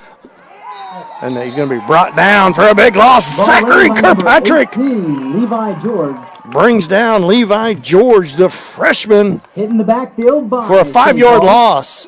It's going to bring up third down and 15. Had me faked out. I thought the ball was coming around the end. Good job by Kirkpatrick from that nose guard position. Kirkpatrick and Newberry in there, a down lineman, just sophomores. Third down and 15. Let's see what else do we go dials up here. Back to pass, rolling to his left is Hutchinson. Throws it deep across the middle. Overthrown. Intended for Bloomer. That's going to bring up fourth down and 15. Ball spotted at midfield at the 40-yard line.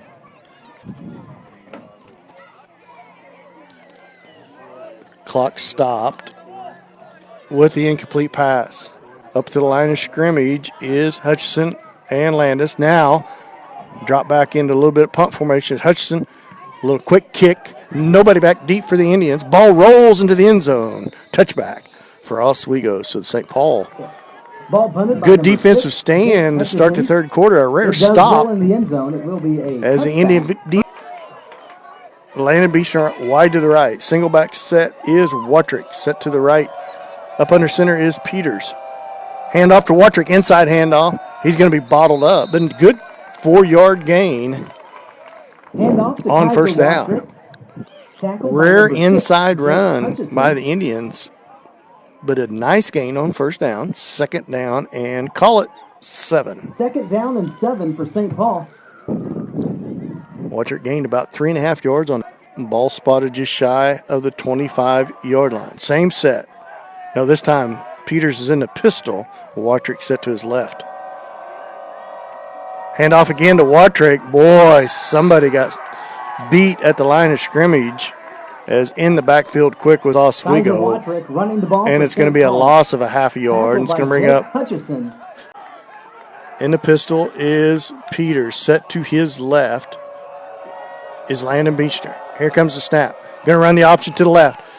Peters going to keep it, cut up the field. He's going to get enough for the first down. He'd think he does. Great job by Peters running that option that time. Planted that left foot, kept the ball, Gains enough yards for and gained just enough for an Indian first down. A lot better job running that option where Oswego's doing a good job of stringing it out. So Trey just stuck his left foot in the ground, found that first down marker, and got there. Trey Peters.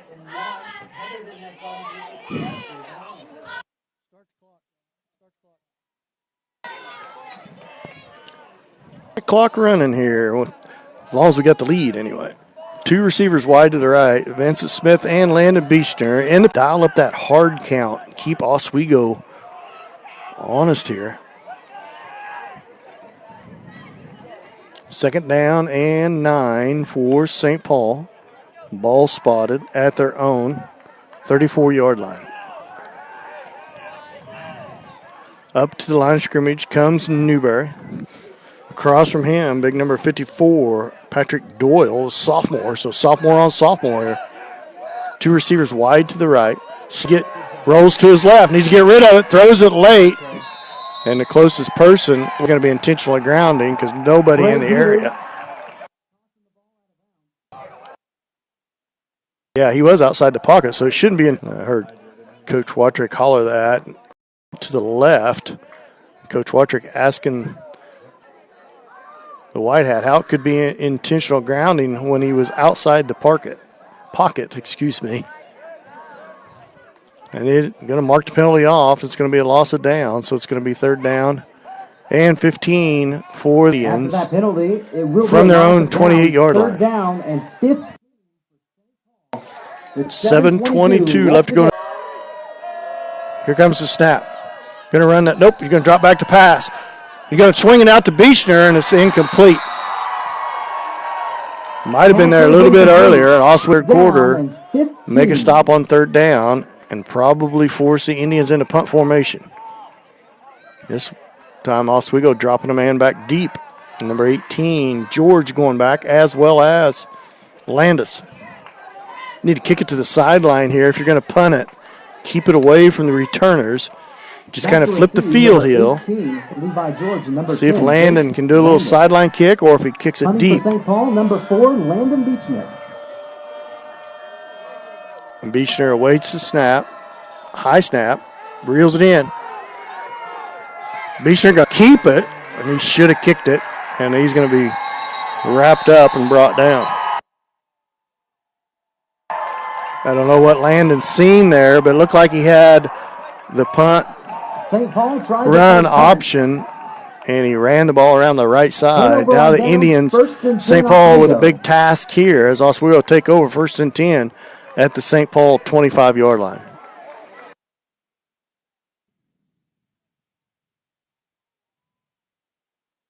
First and 10 for the Oswego at St. Paul's 25.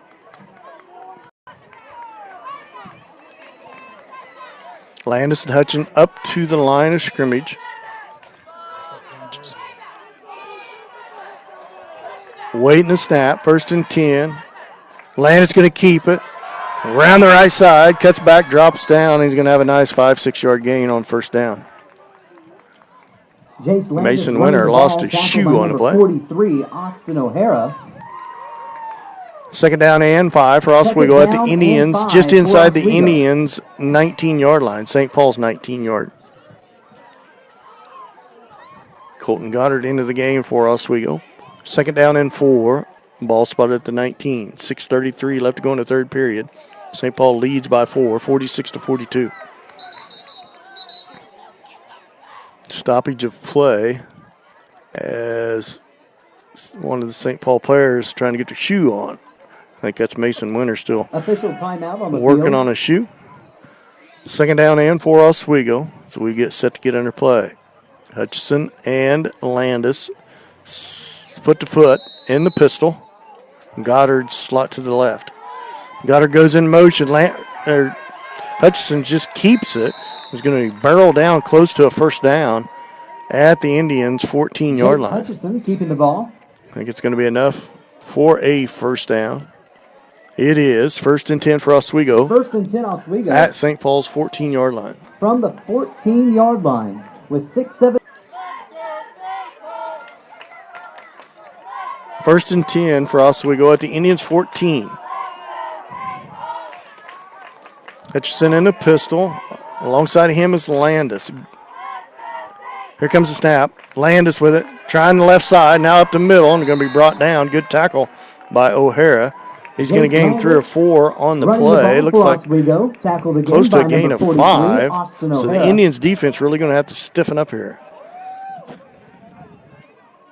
Second down and 7. Call it second down and 6 for Oswego.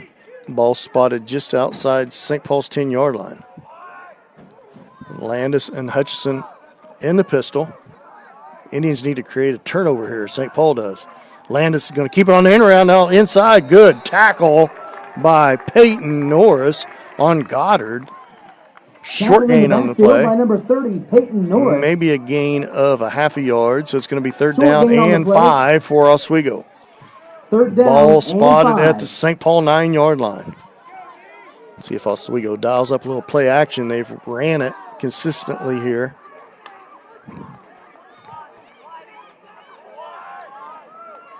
Landis and Hutchison stands about the 13-yard line awaiting the snap. Third down and 5. Motion from right to left. Landis, a lot of running room off the right side. Brought down by the shirt at about the 2-yard line. St. Paul has a player down. I believe it's the one that made the tackle. Timeout on the field, so we'll go ahead and take a timeout.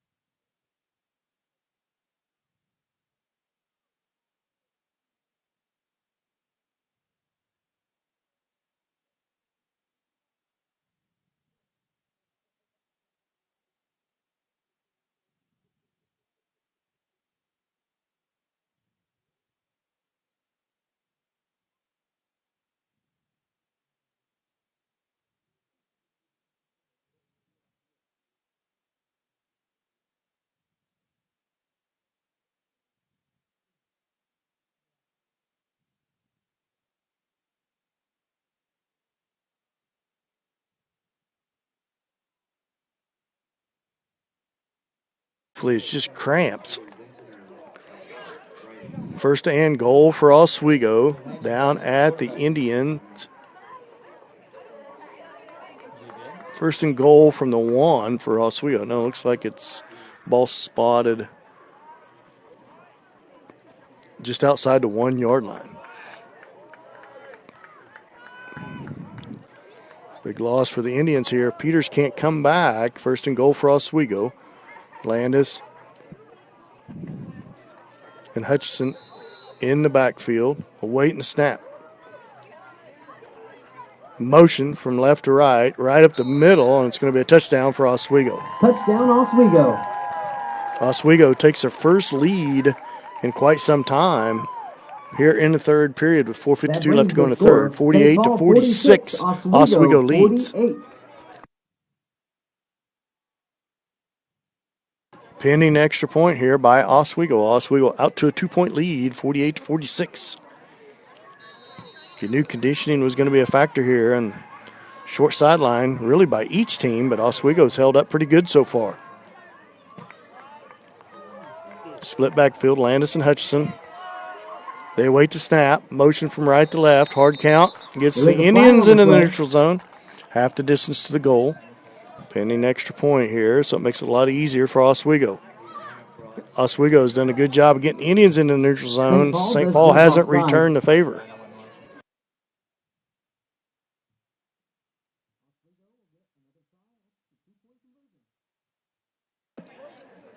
(48-46), 4:52 left to go in the third. Oswego with the first lead in quite some time here in this ballgame.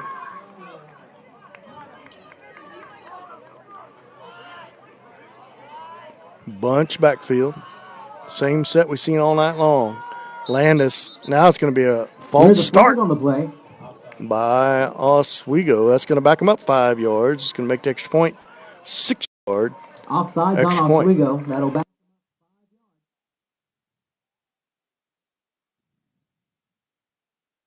And we will So now the extra point will be from the 6 yard line. Zane Sexton into the game to take the place for Peters.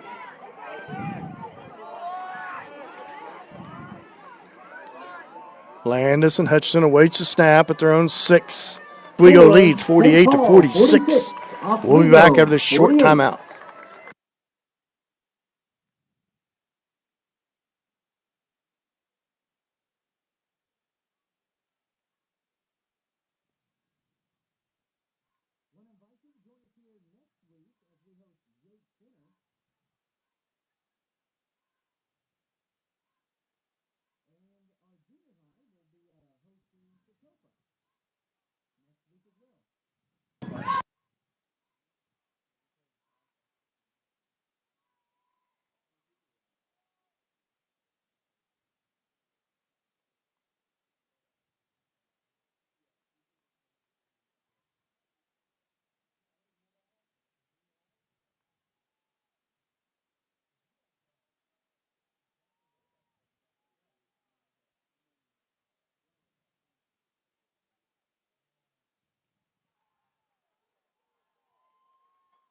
Oswego set to kick the football off. See if St. Paul can get some momentum back as Oswego is taking the lead in this ballgame. St. Paul waits to kick. Back deep is Zane Sexton. Going to be into the end zone, so it's going to be 1st and 10 for Oswego from their own 20. The kick lands in the end zone. Indians of St. Paul are going to have a good drive here. 1st and 10 from the 20-yard line. 1st and 10 for St. Paul from their own 20.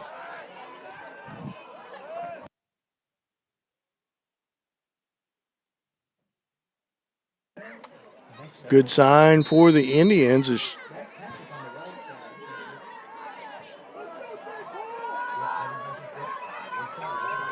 trying to see if Peters is back in there. I don't think it is. This is Vincent Smith on the keeper around the right side. Good hard run by Smith. The ball for St. Paul. Going to be a gain of 3 on the play. Gains 3 on the play. It's going to be second down and 7. Peter stays on the sideline, had his helmet on like he was going back in as the Indians got set for kickoff. Smith comes into the huddle with the play as O'Hara does a little shoe adjustment. It's called. Landon Beechner set to the right of Vincent Smith. Going to give it to Beechner. Going to try. No room around that left side. Going to have to. Oh, there's a flag. Comes in late. There is a late flag on the play. See what this flag is it came in. And was second down and 8. And it was going to be a loss of 3 on the play as they confer. Now they're going to wave the flag off. Is waved off. Why did they come in and throw it so late if they're going to now wave it off? And it's going to bring up second down and 11 for the Indians at their own 19 as Oswego has the momentum in this game. Third down and 11 for St. Paul. Third down and 11, ball at their own 19-yard line. A lot of time over on the sideline. Going to have to get the play in quick. Vincent Smith comes in from Coach Watrick. Indians break huddle. 2 receivers wide to the right. Smith in the pistol. Beechner set to his right. Count is on. It's going to be a timeout by Coach Watrick. With that, we'll go ahead and take a timeout. We'll be back after this short timeout with a big third down 11 play for the St. Paul Indians.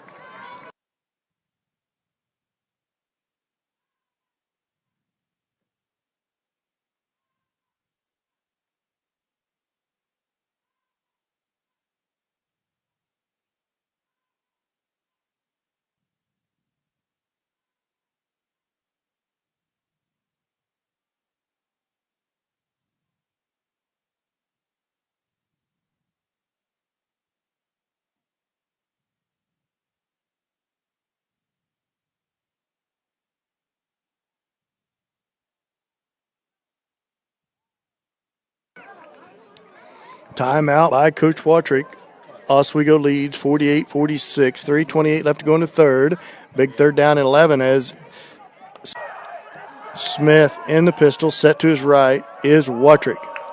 Here's the snap. There's going to be a flag coming in. Flag on the play. False start on the Indians. Back them up 5 yards. Going to bring up third down and 16, so nothing going right for St. Paul.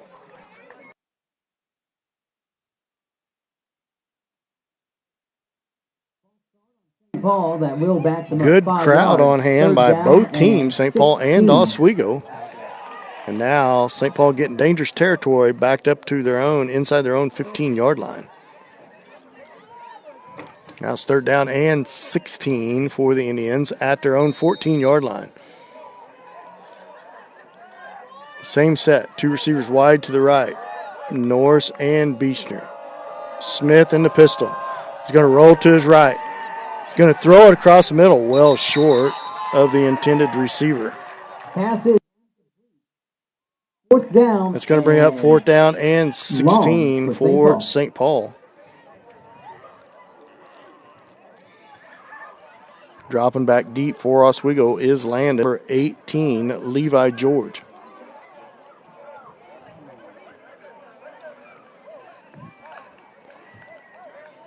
Beechner back to punt for St. Paul. George and Landis stands at midfield at the 40. Beechner needs to get off a real good punt here. And it's going to be taken on the fly at the 37. Fake end around. Coming around this side. There's a blindside block. And Coach Watrick is just livid, and he should be. Because there is no such thing as a blindside blocker. It's not legal anymore. And I understand why Coach Watrick is upset.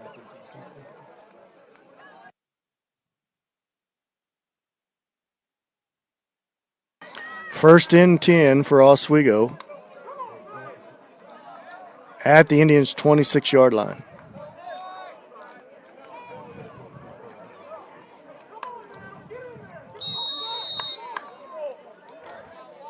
First and 10 for Oswego from the St. Paul 26-yard line. Hutchison and Landis. Now motion from right to left. Hutchison gain of about 3 or 4. It's going to be second down and 6 for Oswego. Second down Ball and 21-yard for line. Oswego.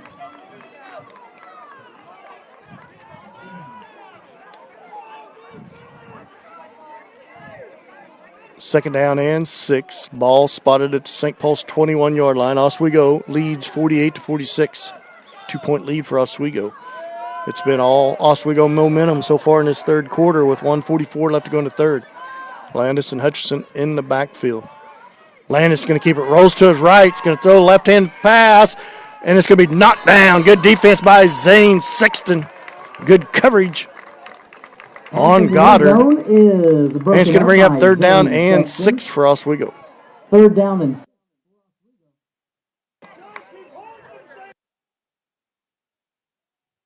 Two big plays here by the St. Paul defense needs to happen here. Keep this game close.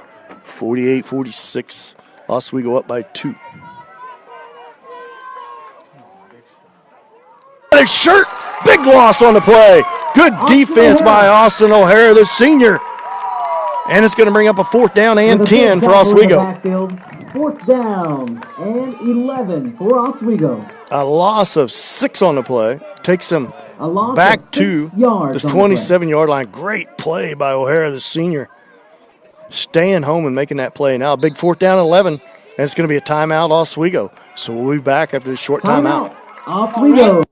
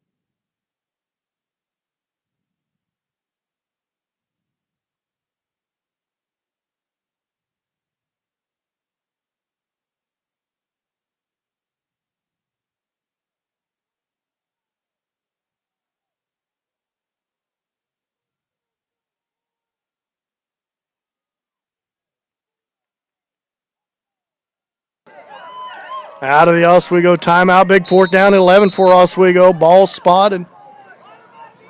Back at the 26-yard line. Fake. Now it's going to be a pass. Hutchinson looked for the pressured. Now he tries to cut back. Throws it late. And it's knocked down, incomplete by Vincent Smith. 2 Oswego Indians was back there. So the Indians of St. Paul hold on downs. Good pressure in the face.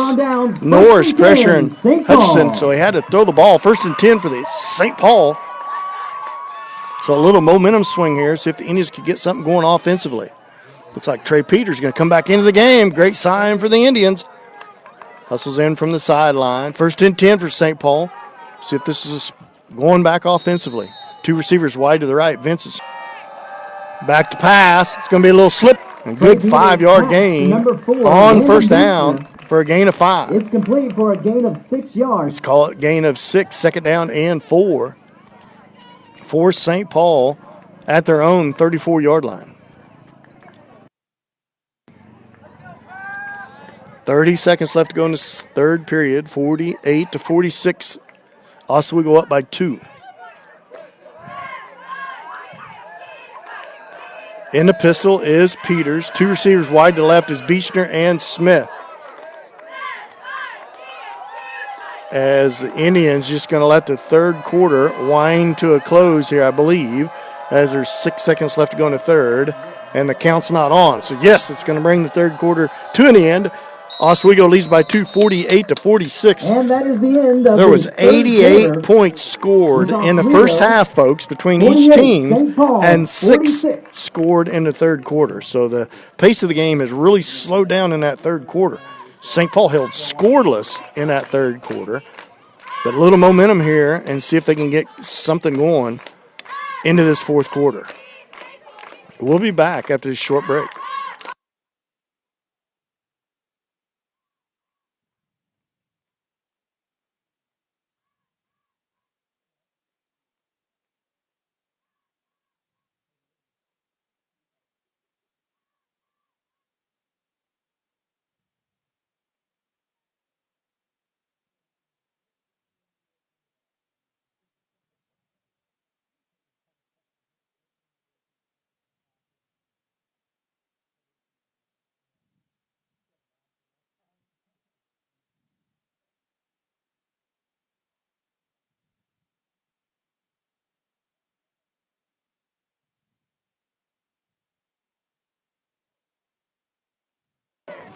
Second down and 4 for the Indians at their own 34-yard line, right in front of us here in the Second scores down box. and 4 for St. Paul.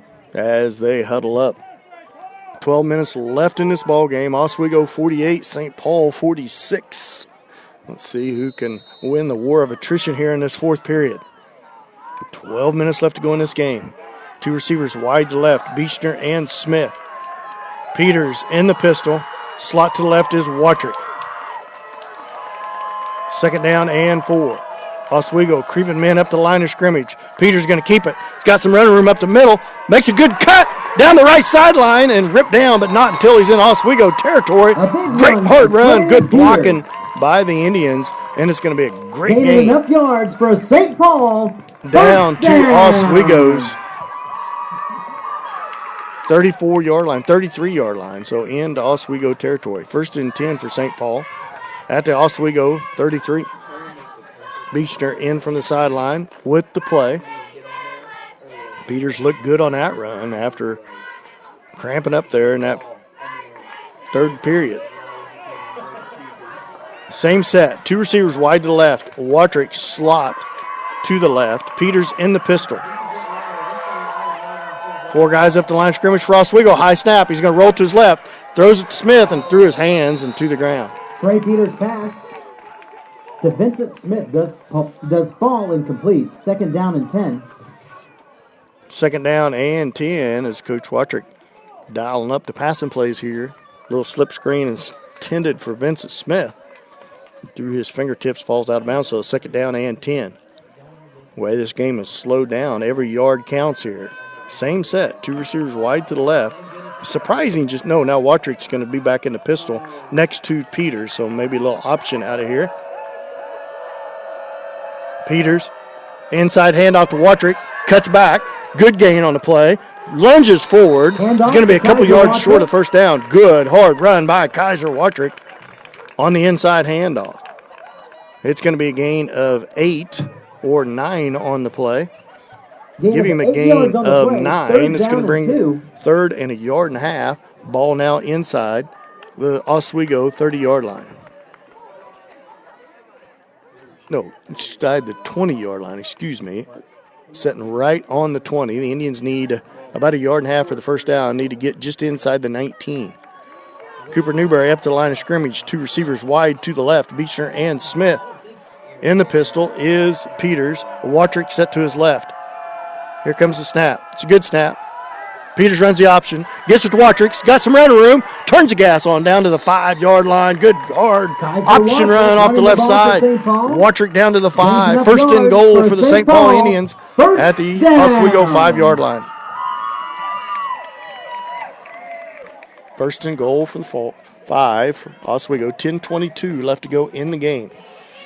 48-46. Oswego up by 2.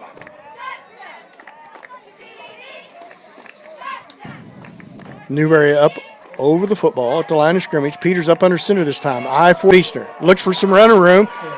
Lunges for the end zone, or towards the goal line down about the 1.5-yard line. So good gain on first and goal. Got about half of what we needed. Second down and goal. Ball spotted. Second down and goal. At the 2. At the 2-yard line. So you got 3 plays to get an extra point, more or less. As it's second and goal from the 2, Indians trail. St. Paul trails by 2, 48-46. Newberry up over the football. To his left is Mason Winter. To his right's Austin O'Hara. 2 big seniors. I formation. Watrick at fullback. Beechner at tailback. Peters keeps it.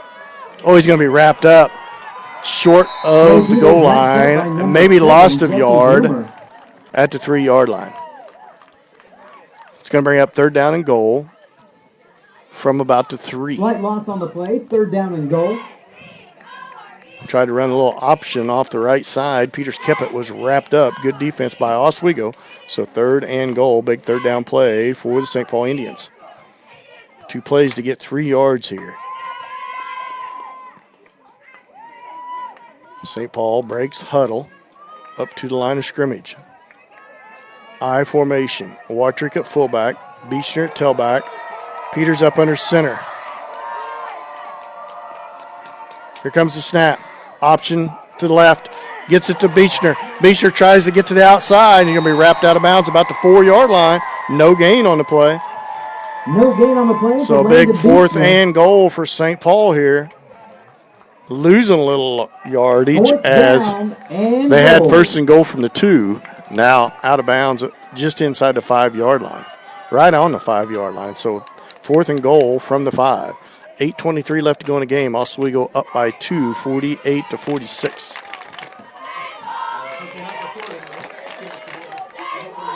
Look for the Indians to dial up a little play action pass here. See if they roll Peters to the short side of the field to his left hand or to the right side. 2 slot receivers to the right. It's Vincent Smith, Landon Beechner. Now overload to the right. Big overload to the right. Peters in the pistol. There's a hard out. Let's see if they got in the neutral zone or Beechner jumped. Boy, they're going to call false start, but the left side. No, offsides against Oswego, yeah. There's a flag on the play. Now the sideline judge on the opposite side. Okay, they was in the neutral zone first because he came in for the sideline. He called false start, but it's going to be half the goal, so that's 2.5 the yards back. 4th and goal for St. Paul. After the penalty, it's a big play here for St. Paul. 4th and goal from the 2.5. See what Coach from the 2-yard line. Dials up here from the 2.5-yard line. Same bunch set to the right. Peters in the pistol. Here's a snap. Peters just going to keep it on the overload to the right. Gets to the pylon. Touchdown, St. Paul. Peters. St. Paul takes the lead with 8. Good overload to the right side. To the wide side of the field. And Trey Peters 48. Got out wide. Just headed to that pylon. Stretched over the inside of the pylon for the St. Paul Indian touchdown. St. Paul regains the lead. 8:19 left to go in the 4th, 52-48. Beechner in from the sideline with the extra point play as Peter stays on the field. Trey comes in at the pistol. Same set. Bunch set to the right. Trey in the pistol. High snap. End around to Beechner. Beechner cuts back up and into the end zone. Extra point is good. And Landon Beechner in for 2 more points. That takes the score out to 54-48. 6-point lead for St. Paul. To 48. Every point's going to be important down the stretch here. 8:19 left to go in the game. St. Paul regains the lead, 54-48. We'll be back after this short timeout.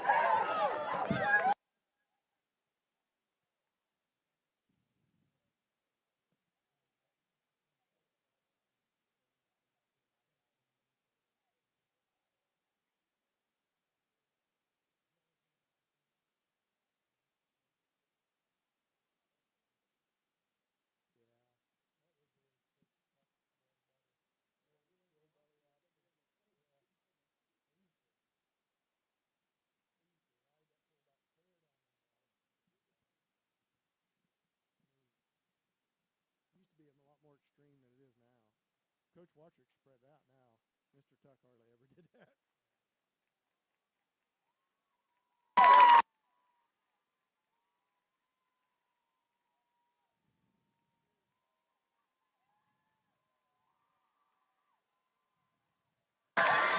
St. Paul regains the lead for the first time in the second half as Norris set to tee the ball up.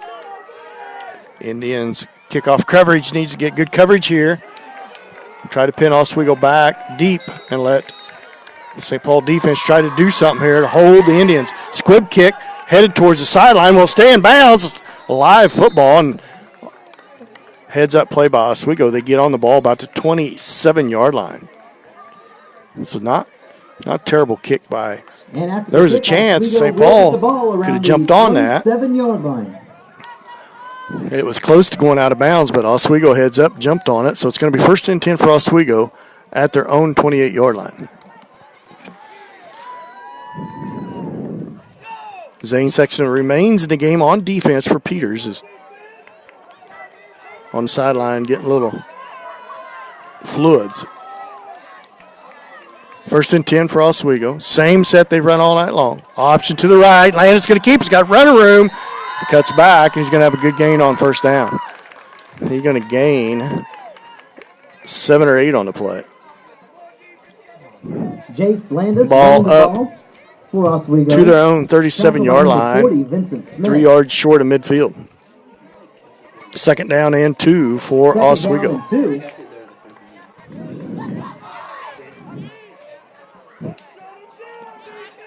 Second down and 2. It's second down over there, down marker. Inside Hutchinson with the ball right up the gut, and he's going to gain about 8 on the play into St. Paul's Jake Hutchinson on their side of the field. First and 10 for Oswego, down to St. Paul's 37-yard line.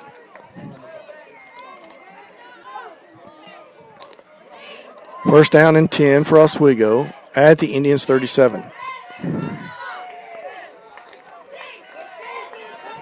Hutchison and Landis in the backfield for Oswego.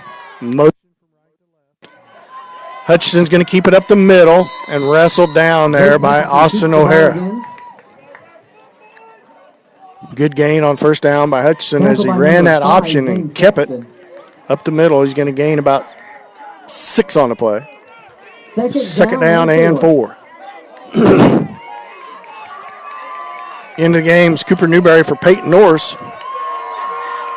We get a little more meat on the line of scrimmage. Second down and 4 for Oswego. Ball spotted at the Indians' 36. High snap. Hutchison's going to keep it. Run the play action. Got a man back there. Oh, good catch. No, it is caught. Caught by number 7. Great catch by number 7, Bloomer. As he got behind the St. Paul defense. Good pass and catch. Good play action by Oswego. First and goal for Oswego at the Indians' 7-yard line. It's a great catch by Bloomer as Landon Beechner was closing quickly. Landis and Hutchison stands at the 10-yard line. Low snap, double reverse, gets around to the left side, touchdown Oswego. Touchdown Oswego. Number 18, Levi George. Tie ball game, 54-54. Ball game, 54. Pending extra point. 54. Oswego answers St. Paul with 6:22 left to go in the game.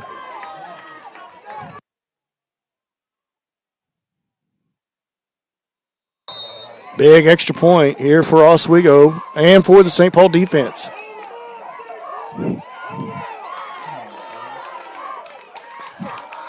Landis and Hutchison stand at their 6. Inside handoff. No good. And St. Paul keeps the score tied at 54. We'll be back after this short timeout. Go in the ball game.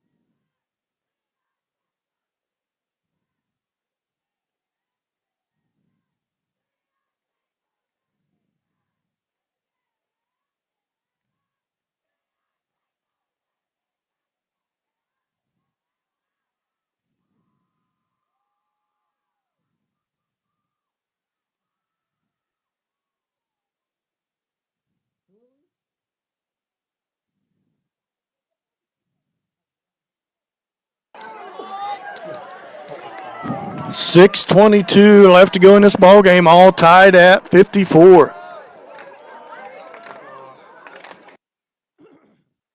St. Paul will return this ball going towards the west end zone. St. Paul, number 5. Back deep, Zane Sexton for the Indians. Awaits the kickoff about his own 5-yard line. Number 6, Jake Hutchison. Beechner, Watrick, and Vitt, the upbacks. Want to be careful here. Watch for the onside or quick squib kick as Oswego set.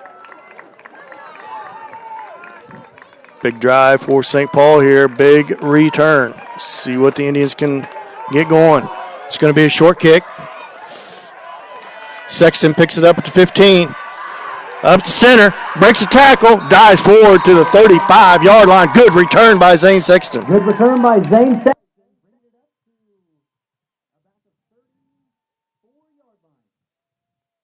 1st and 10 for St. Paul from their own 34. Trey Peters getting a play from Coach Watrick. Comes in from the sideline.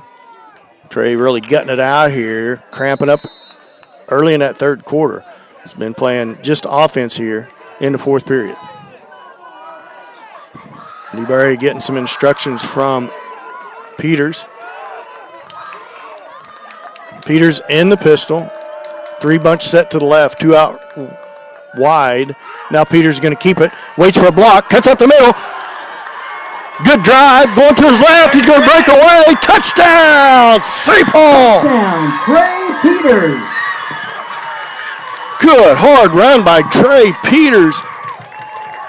Following his block, he was real patient, waiting for Watrick to make a block out there. And once he did, boy, you see no signs of cramping there. He planted his foot up the field and touchdown St. Paul, and they retake the lead 60-54 with 6:03 left to go in the game.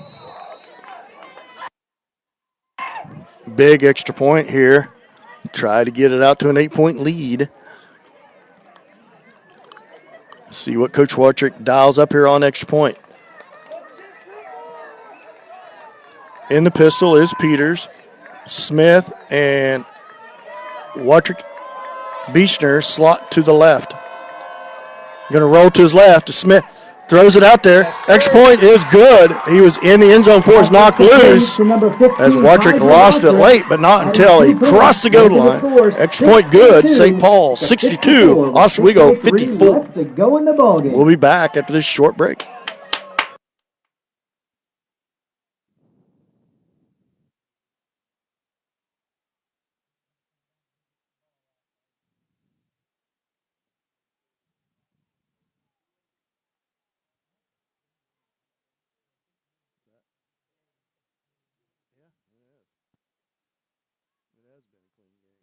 Whether it should be or not, it has been.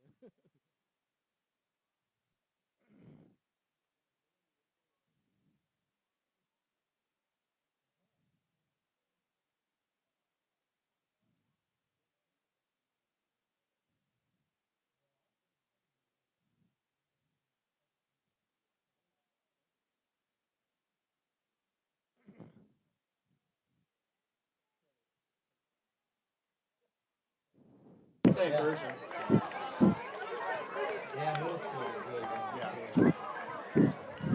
St. Paul set to kick the ball off. We're getting ready to break huddle here. 6:03 left to go in the same game. 62-54. St. Paul up by 8. Big drive by the Indians. Great run by Trey Peters. Patient. Great blocking by the St. Paul Indians to give Peters a lane to run in. Ben Rhodes into the game. On the kickoff, young freshman. Number 30, Peyton Norris. Peyton Norris with the ball teed up. Single back set. Landis waits the kick.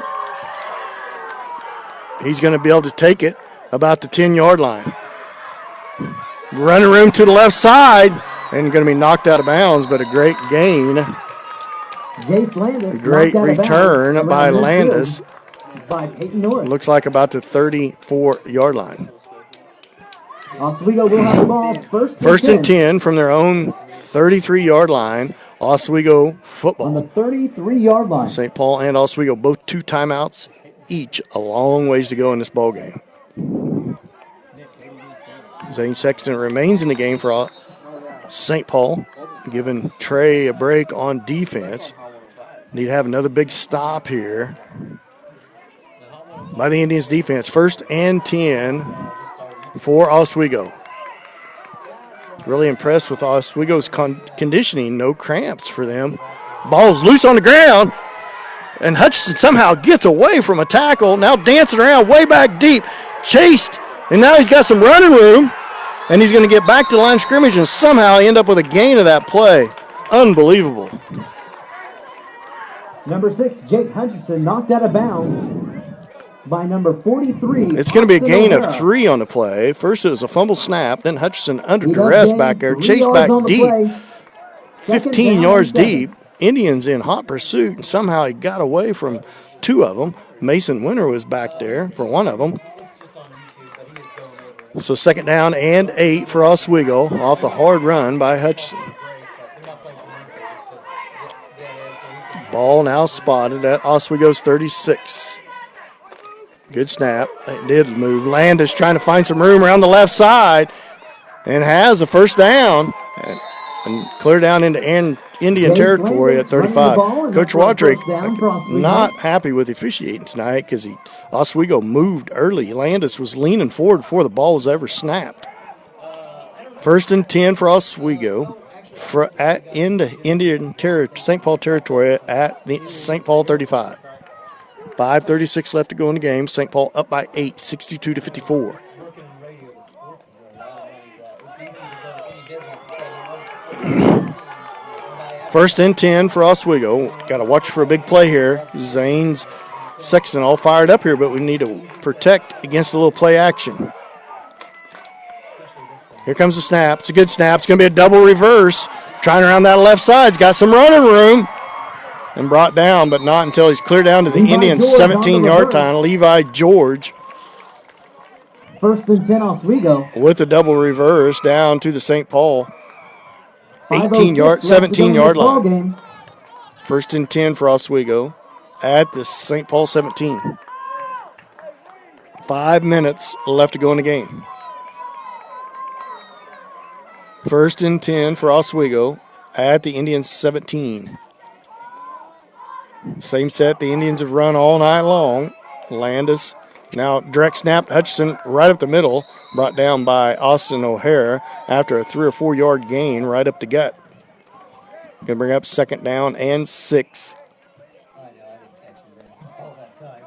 at the 13-yard Slide down on line. the play for Oswego. 6. Oswego needs to get down to the Indians' 6.5-yard line for a first down.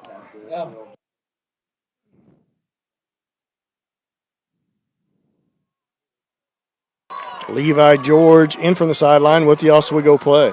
No holdings called on Oswego all night long tonight, so clean game by their offensive line. Second down and 6. Hutchinson pulls the ball out late. Fights across the 5 down to the 4. Boy, he rode George clear across. For Oswego. And it's going to be first and goal for Oswego He at worked for 4-yard the line. touchdown, but it is enough for a first down for First and Oswego. goal for First and Oswego goal. at St. Paul's 4.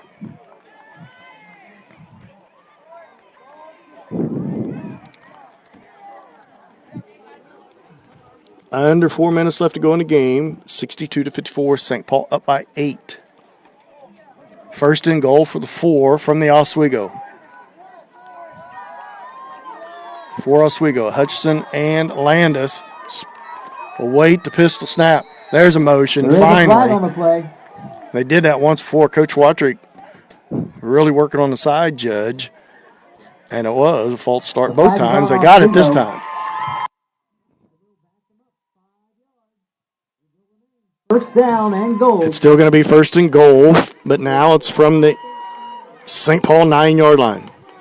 Coach From the Watrick 9-yard pleading for line. the Indians defense to make a play.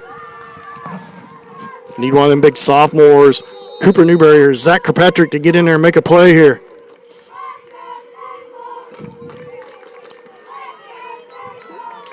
Pistol formation. Landis and Hutchinson stand shoe to shoe. High snap. Landis going to keep it. Try left side. Cuts back up the middle. Brought down at the 6. Good hard tackle by Austin O'Hara. Number 10, Jace Landis running the ball. He's Brought going to down by gain number 2. 43, Second Austin goal O'Hara. from St. Paul 7.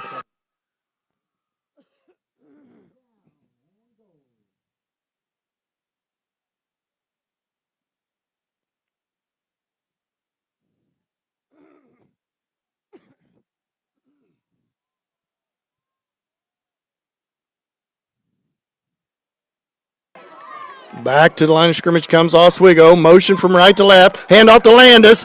Inside, touchdown Oswego. Touchdown Oswego, Jace Landis. Oswego really does a good job of sealing that end off. Vincent Smith got Bringing sealed the off that score with cornerback position. 2:57 left to So go in the now ball comes a game. huge St. Paul, two-point 62, conversion try by Oswego. Oswego 60. Just under 3 minutes left to go, 62-60. Oswego back within 2. I look for Hutchinson just to keep this and go right up the middle. They've had some success on short yardage plays.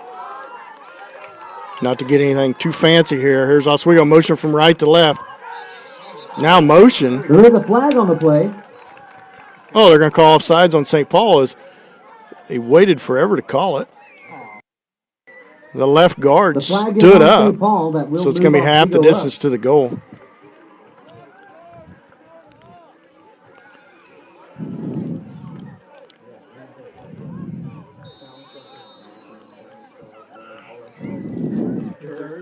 Coach Watrick wanting everybody to get in tight because he knows Hutchinson's just going to keep it right up the gut. So extra point from the 1.5 yard line. Oswego's done a good job of getting the Indians to jump into the neutral zone.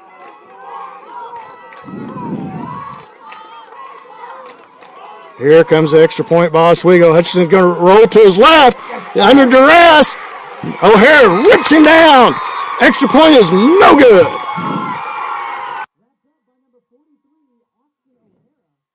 That will keep the score 62-60. St. Paul clings to a 2-point lead.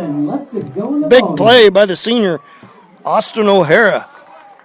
Now St. Paul needs to sustain a drive and put a nail in the coffin. I was about to ask if you pay more for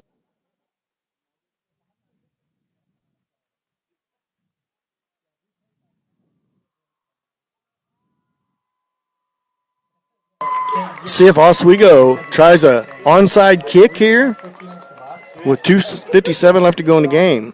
You would think that maybe they about have to here. Each team has 2 timeouts. Kind of held on to their timeouts here as this offensive barrage in the first half has kind of slowed down here, but it's livened back up here in the 4th period. Safe play is if it's a short kick, just to jump on it for St. Paul and try to burn the clock and let Oswego use their timeouts up. But you want to keep your foot on the gas here and try to score.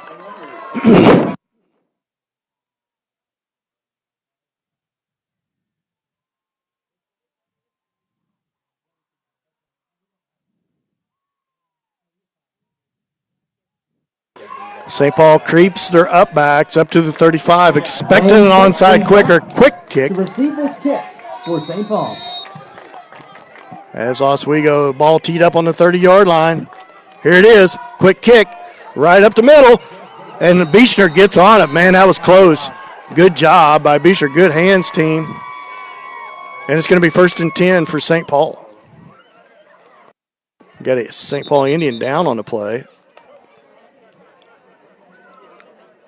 I think it is Landon Beechner as well. Take a short timeout for this injury timeout.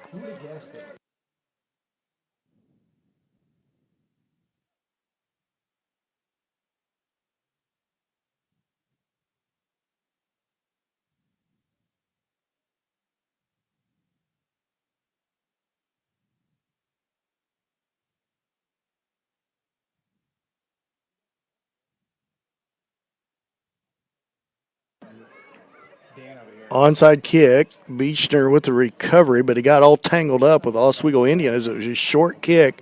Landon's still down on the field, laying right at midfield.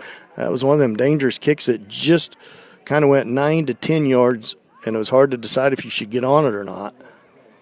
The Indians, St. Paul did a good job of getting on the ball. The ball spotted at their own 38 with 2:56 left to go as Landon still on the field at the 38-yard line. We'll be back after this short injury timeout.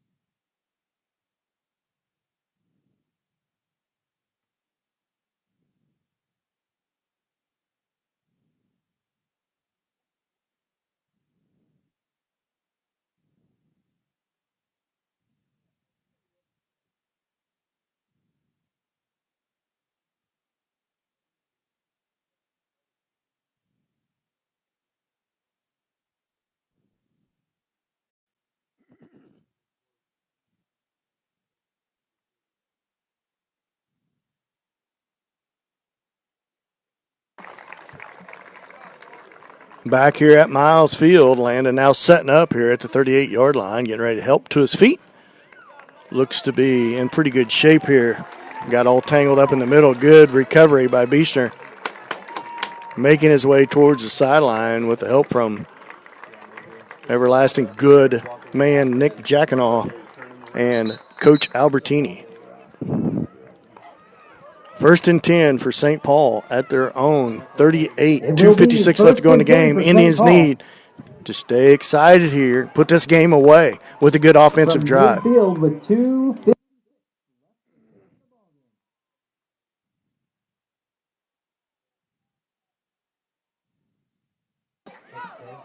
First and 10 for the Indians from their own 38. You know, Oswego's going to try to take some chances here. Maybe a little play-action pass. Try to put this game away. Peters in the pistol. Bunch set to the right. Now bunch set to the left. This is a set where Peters running an extra point in. First and 10 for the Indians. Good snap. Peters keeps it, cuts up the middle. Now going to be drugged down after a short gain of 2. Trey Peters down by number 18. Got to bring up 2nd down and 8 for the Indians as the Indians trying to burn some clock here. St. Paul. 2nd down and You don't 8. want to be too conservative here. Need a couple first With downs. Need to make 2:35 Oswego. left to go in the ball game. St. Paul. And you really want to score here leads because Oswego this has been an 62-60. offensive barrage tonight. And you don't want Oswego to have a chance with the football to win this game. 2nd down and 8. Ball spotted just shy of midfield.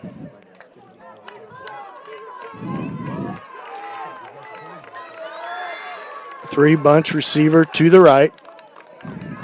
Peters in the pistol. Here's a snap. In around the vet. Dragged down from behind. That short gain on the play. Ball ran.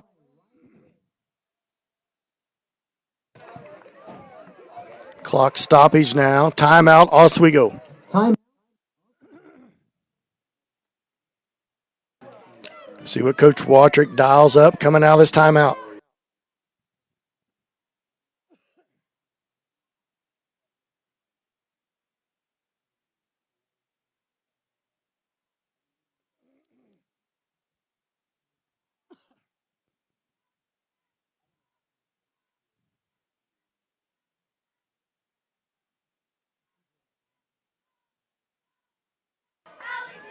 .155 left to go in the game. 62-60. St. Paul up by 2. A big 3rd down and 8 for St. Paul. Ball at midfield. Landon Beechner on the sideline, getting shook up on that onside kick.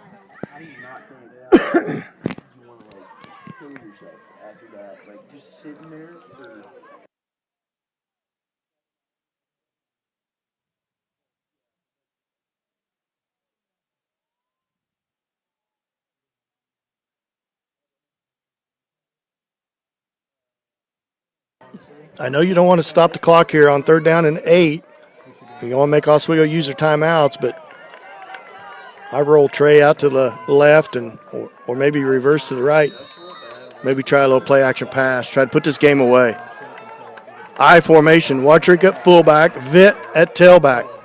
Peters up under center. Here comes the snap. Play action pass. Peters throws it out. Knocked incomplete. Watrick drops the ball, and it's going to bring up 4th down and 8 for the Indians. Looked like Vincent Smith was way behind the coverage, had a chance. So St. Paul's going to put the ball back in Oswego's hands, and they stop the clock for them, let them keep their timeout with 1:51 left to go in the game. I think Coach Watrick's going to use a timeout here to get his 4th down play set because Landon Beechner on the sideline. He's been handling the punting duties tonight. Timeout. Timeout. St. Paul will be back after this short timeout.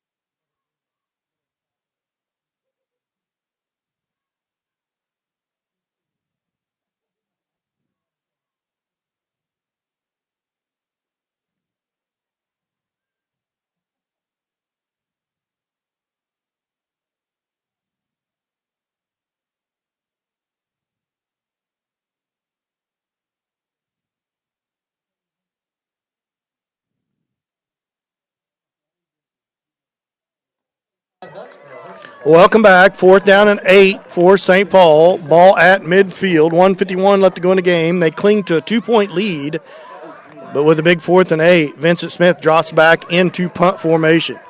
Nobody back deep for Oswego. Now Landis starts to retrieve. Now it comes back up the line. So it looks like Coach Watrick going to put this in the defense's hands. Smith, good kick. Nobody back deep. Needs a drop. Stop. Get down there. Yes, sir. Good job. Stop down at the 2-yard line. Good punt by Vincent Smith. 2-yard Down at the 3-yard line. 1:41 1:41 left to go in the game. St. Paul leads 62-60.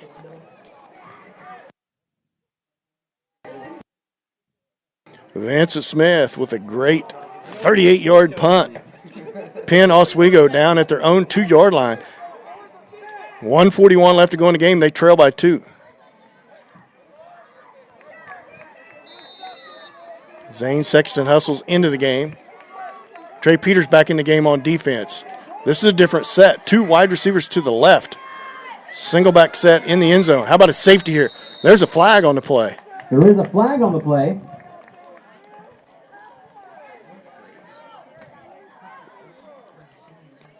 Waiting what the call is.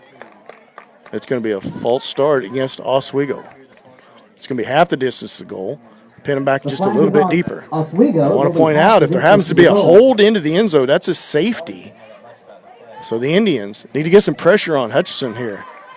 1:41 left to go in the game. 1 timeout left. They trail by 2, 62-60. Ball spotted inside the 2, maybe right at the 2-yard line. 1st and 12 for Oswego. Up under center. Now Hutchinson's going to keep it. It's got some running room. Breaks loose. Landis. Just one man to beat is Sexton. Down the sideline he goes. And Sexton rips him down, but not till he's cleared down. And they're going to call a horse collar on Sexton.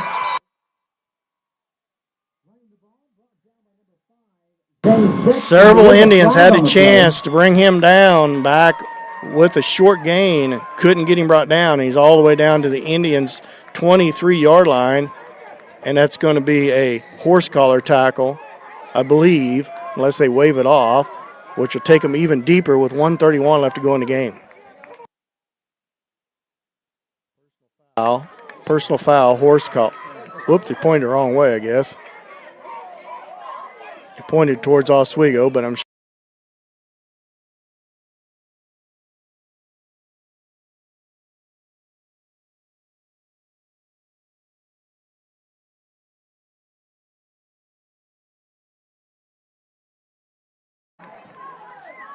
The flag is on St. Paul. It's going to bring up 1st and 10 for Oswego from the 11-yard line. Hand off. No, Hutchinson's going to keep it right up the middle, and he scores. Touchdown, Oswego.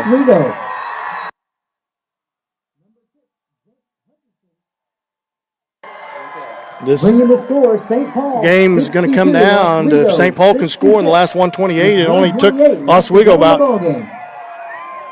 12 seconds to score, 13, so the Indians have a chance here. Big 2-point conversion, 66-62. 4-point lead for Oswego. And the pistol is Oswego. That should be illegal procedure. Landis is going to be brought down short, and the extra point is no good. And Oswego is stopped. Will keep the score. St. Paul has 1 timeout left. 1:28 left to go in the game. 66-62. 4-point lead for Oswego. We'll be back after this short timeout.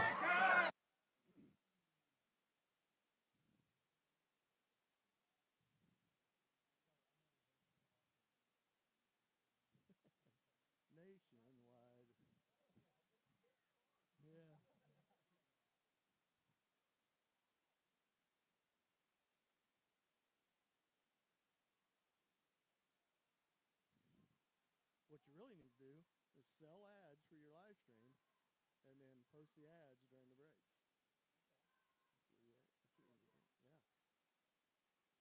Yeah. Like Gerard's live stream, they have a ticker on the bottom. Shows the score, the time, everything.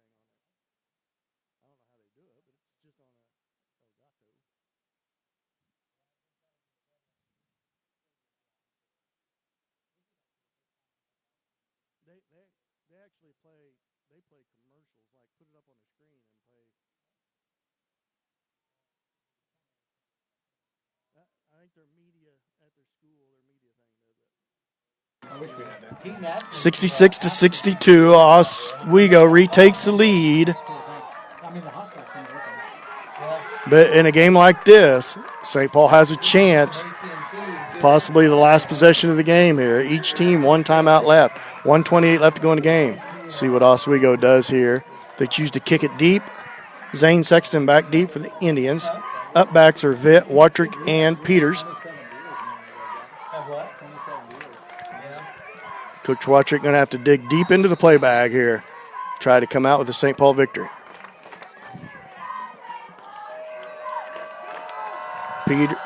Sexton stands about his own 7-yard line. Here comes the kick.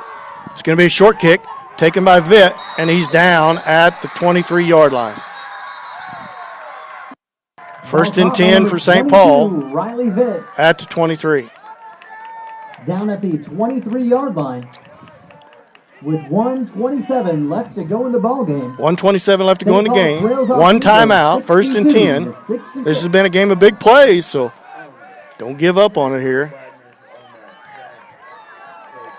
Ball spotted at St. Paul's own 23. Peters in from Coach Watrick from the sideline. Beechner on the bench, so that's one weapon that St. Paul don't have to throw to. Kind of need to go maybe to the weak side to Norris. Vitt and Smith split wide to the left. Peters awaits the snap. Here comes the snap. Peters going to keep it around the right side. Cuts back up the middle. Got some running room. Cross midfield. A great run by St. Paul. Need to get up the line of scrimmage here. Down to Oswego's 38. Up yards for St. Paul. First down. They won't start the clock until the chains get set. Here comes the set. Clock running. Peters in the pistol. Back to pass. Throws it to Smith. Smith gets out of bounds. They stop the clock. Oh, they're going to wind it. Oh, that's unbelievable. Vincent Smith. He was 1:11 left to go in the game. 5-yard gain by Smith. Second down and 6. Spiked. Coach Watrick not a bit happy because Vincent Smith did get out of bounds, but they called him inbounds. I think the side judge has had all of Coach Watrick in his ear that he wants tonight because he very easily could have stopped that clock. Now it's a big 3rd down and 8 for the Indians as they had to spike it to stop the clock with 59 seconds. A lot of times you don't get a chance to practice a lot of this situational football with clock management going down a stretch in a game like this where maybe you call 2 plays in a row or whatever you need to do. Big 3rd down and 8, so the Indians need to get a first down to start with. Peters in the pistol on a big 3rd and 8. Drops back to pass, looking, throws it short. Ball intended for Vitt, and it falls incomplete. It's going to bring up a big 4th and 8. 4th down and 8. 53 seconds left to go in the game. 66-62, Oswego leads. This could be the ball game right here. Indians need to get a first down to start with, and they need to score to retake the lead. Coach Watrick I think he's gonna lose his last time out, and he does. With that, we'll take a short timeout.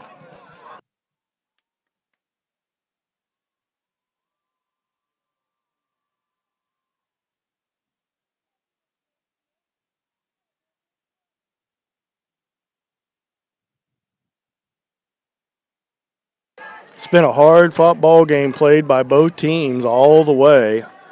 Somebody has to end up losing this game, but hopefully it's Indians from Oswego as the Indians got a big 4th and 8 coming up. Ball's going to be spotted at their Oswego 38-yard line. Landon Beechner on the sideline got shook up with about 3 minutes left to go in the game, so that's one weapon the Indians don't have to throw to. Peters done a good job finding the open man tonight. Got Norris out there. Going to have Watrick, Vitt, Smith's been a good target. So see what Coach Watrick dials up here. Worst case scenario, you get a first down and you buy you a new set of downs. You got time to run up after you get a first down to spike the football. Zane Sexton enters the game for St. Paul on a big 4th down and 8. Newberry up over the ball. Sexton and Smith wide to the left. Watrick slot to the left. You can even scramble if you need to. Pump fake.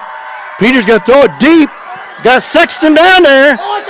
And the flag comes in, and it's going to be pass interference on Oswego. 2 flags on the play.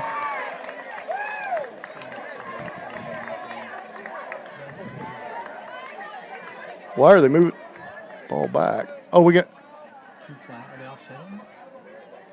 I'm not sure what's. I don't see no flag back here deep, but everybody's backing towards the line of scrimmage. Oh, I think a pass interference is just a 15-yard penalty. It's not a spot foul. So they're going to mark it off if that's what it is. Pass interference on Oswego. So it is going to be a first down for the Indians. So it'll be from the marker. So it's not a spot foul down to the 5. Gutsy call by Coach Watrick on the gun and go to Zane Sexton. It'll be 1st and 10 for the Indians. After the penalty, that will bring up a St. Paul 15-yard penalty. Down. 1st and 10 at the Oswego 23. No timeouts left, 43 seconds. So if you do have to scramble, you need to get out of bounds any way you can. Incomplete pass, or if you do get tackled in bounds, get up and spike it. Coach Watrick sends Peters in from the sideline with the play.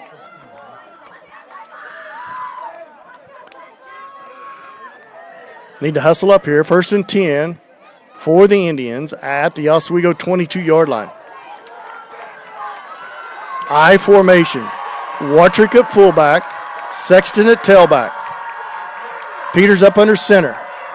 Here comes the snap. Play action. Rolls. Throws across the middle. Watrick catches it. Now you can get up and spike it. Watrick working hard down to the inside the 10. They stop the clock. A lot of time left. Kaiser Watrick. Need to get up and spike the football.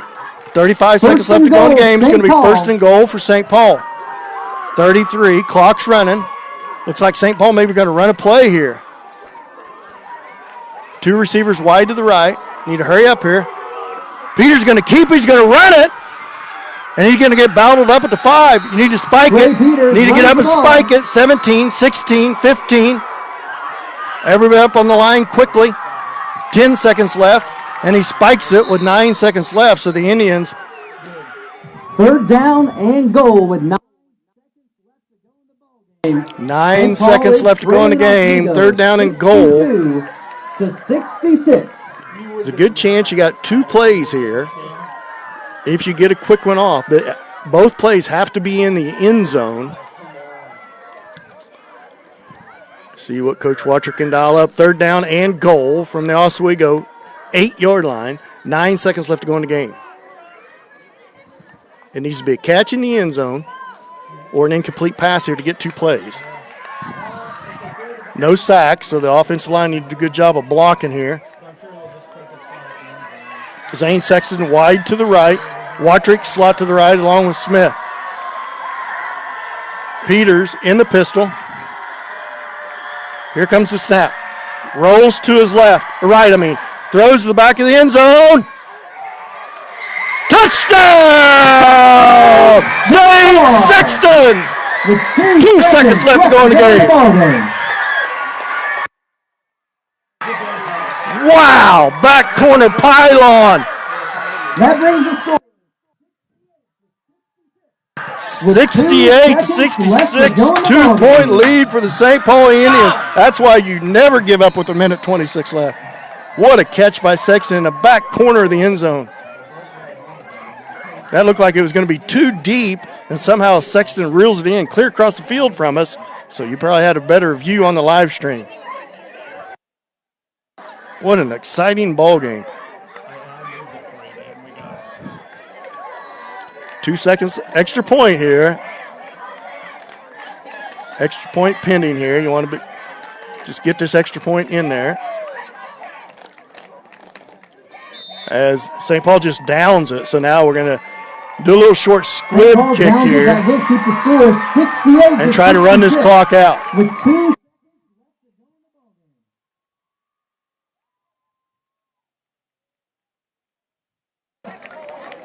Now you got to watch. It's probably going to be a little short, like an onside kick, and Oswego's probably going to try to lateral it. So see what Coach Wattrick gets out here as his kicking team and see what he dials up. 68-66. What a ball game. What an exciting ball game for the home opener here at Miles Field on this beautiful field. This Bermuda sod just is gorgeous. St. Paul Junior High victory last night. Good job by them boys. Start the season out 1-1. Hey, you want to do your job here with 2 seconds left in the game in a game like this. 68-66. Not sure what Coach Wattrick will do here. I think I'd squib it right down the middle. Just make it go barely 10 yards.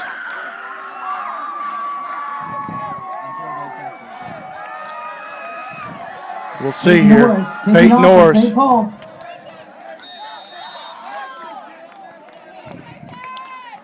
Norris with the ball teed up. 2 seconds left. The ball's loose on the ground. Everybody in chase. Lateral to Landis. Norris and Chase can't get him down. Now around the left side. He laterals it back. Ball's loose on the ground. Still loose on the ground. Now Big Boy has it.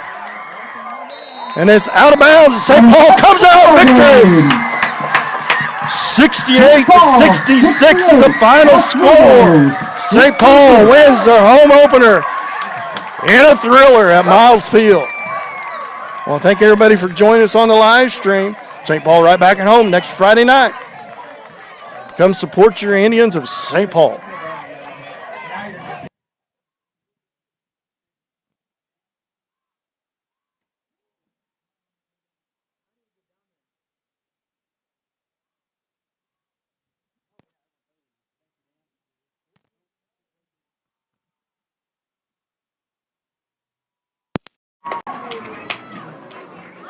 Thanks, Josh. Yep, thank you. See you guys next week. See you guys. Have a good weekend.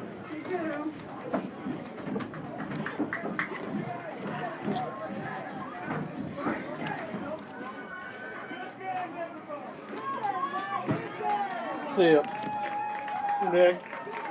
See you, Mr. Britt. See you, Mr. Sile. See you, Nick. Have a good weekend, man. You need help tearing this down, Mr. No, Sutton? I got you. Dan, Sure? I enjoyed it. Well, thank you. I'd like to get on there with you next time. Well, yeah, You're serious. we'll get a splitter. I got another headset at home. Yeah, shit, I'm going to be sitting up here. Might as well. Might as well have some fun with you, yeah. Might as well. I really enjoyed that. That was fun. You're good at that. Have a good weekend. Yep, you too. I could sure help tear Oh, stuff no, down. no worries. I'll be out here another hour anyway, so I got to have something to do. And I got to come down from that. That was so fun. Thank you, sir. Yeah, thank you. Nice to meet you.